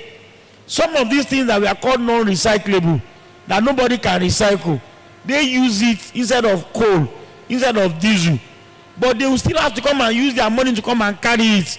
Instead of us having a logistics that supports going to dump it with them. So for me, it's all down to the producers and the producers to do as much as they can do, where they can challenge their members. Members need to be challenged, because the reality is, like Yoruba will say it, one day I'll be bigger than this and I might come out at you. Because I'm telling you now, do something. I'm worried about my environment. Do something now before it becomes too late. I don't want to lose anybody to plastic. Every day, somebody will glitch and die. If you glitch, now plastic glitch you. You need to stop glitching. And the only way you can stop glitching is let us behave responsibly. Support anyone that is taking it out of the system. We have 475 PSPs in Lagos. There's nothing wrong in supporting them in how they coach people on plastic. There's nothing wrong in supporting our recyclers with balers. There's nothing wrong in educating our people. We have to continue to educate ourselves. I was watching one documentary yesterday. Someone said, Lagos the government needs to come and clean this area. The whole of our area is smelling, open defecation, there is waste everywhere. And I was watching it, and I was watching it with a clear mind. That person that is talking in that video lives next to a canal. The waste he's complaining about is his own waste that he has put outside. The feces he's talking about is his own feces that he has put outside. Is there anything called conscience? You understand what I'm saying?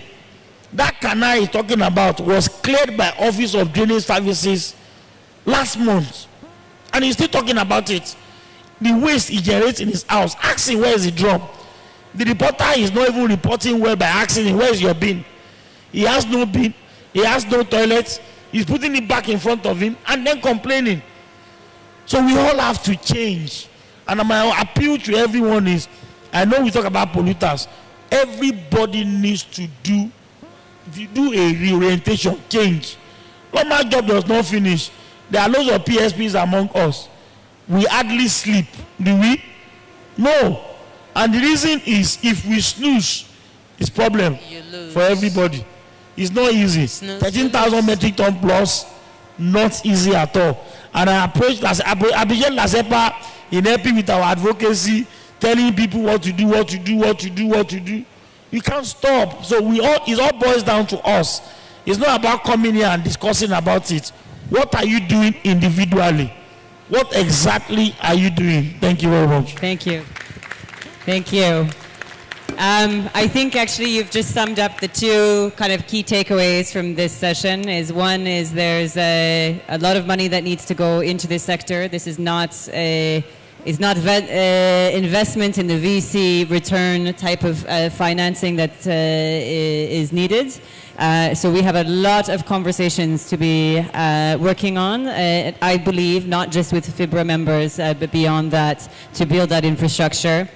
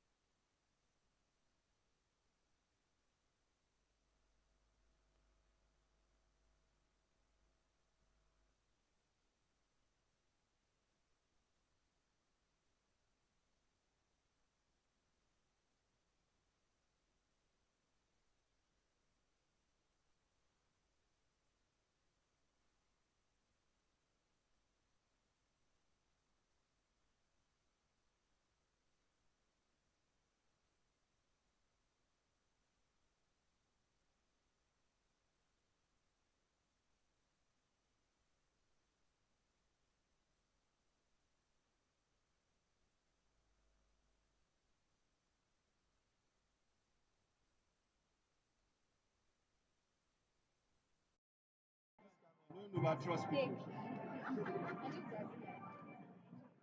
So why back is better? I think that's what cover one there.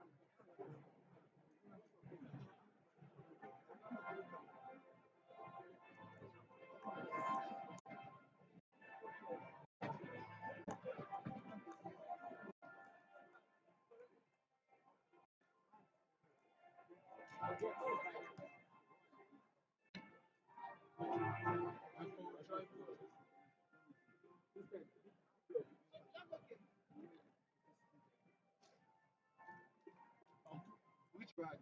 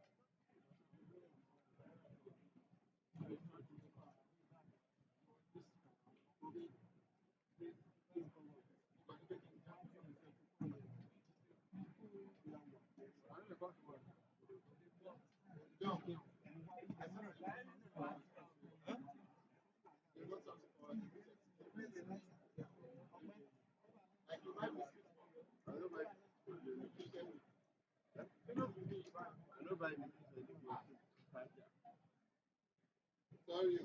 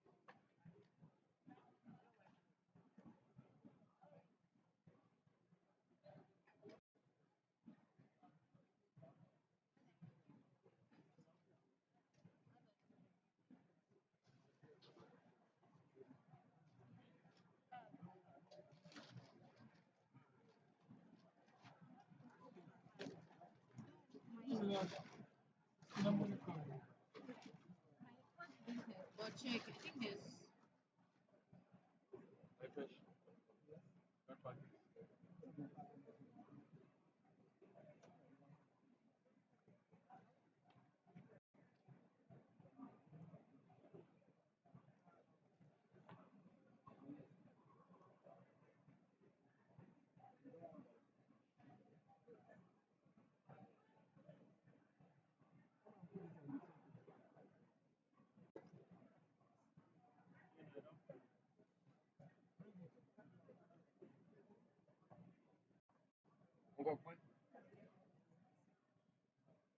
Brother.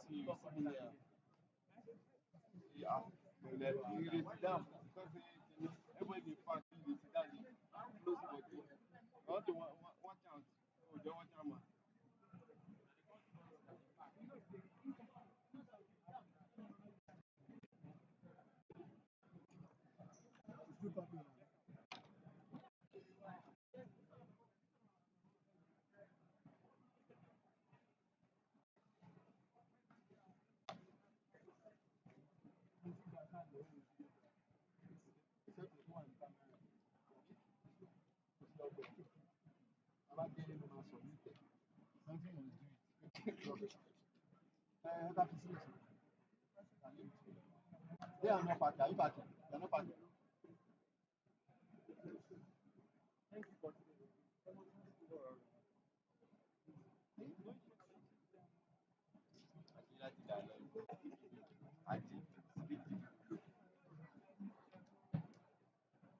Like say you see person beside your system. I did in last landing, now you go now check your system. I want to know why you must give am blue. No answer, give am blue.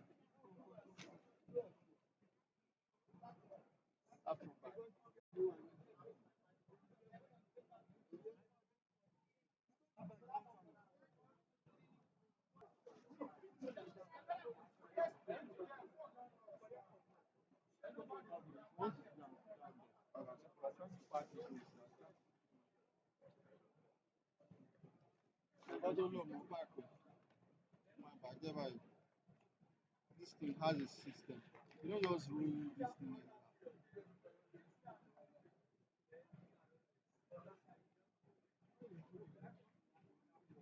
You want to find this one. You just put this thing, first put it. You just must sit. You have food them. Food them, you give back. You go home, go work. You must buy. Can't you say man buy you?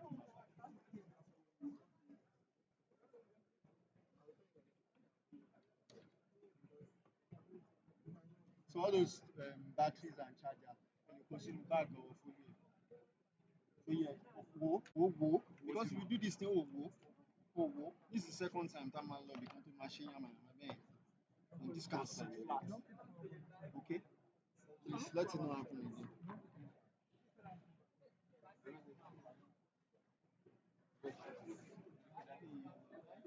That pack is here already.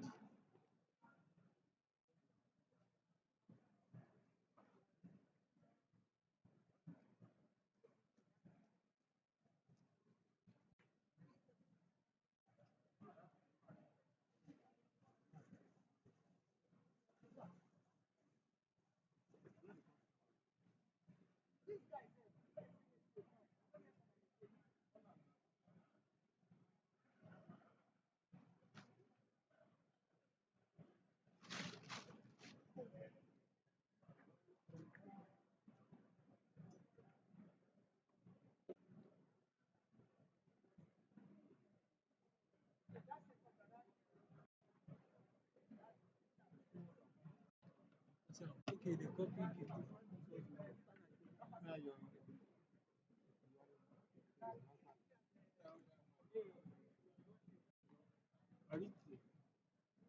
Okay.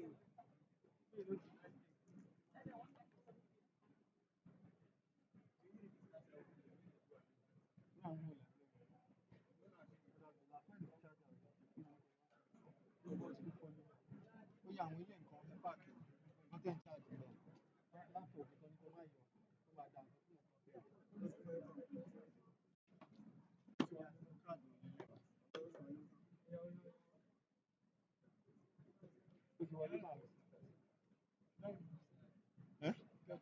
No, don't remove that.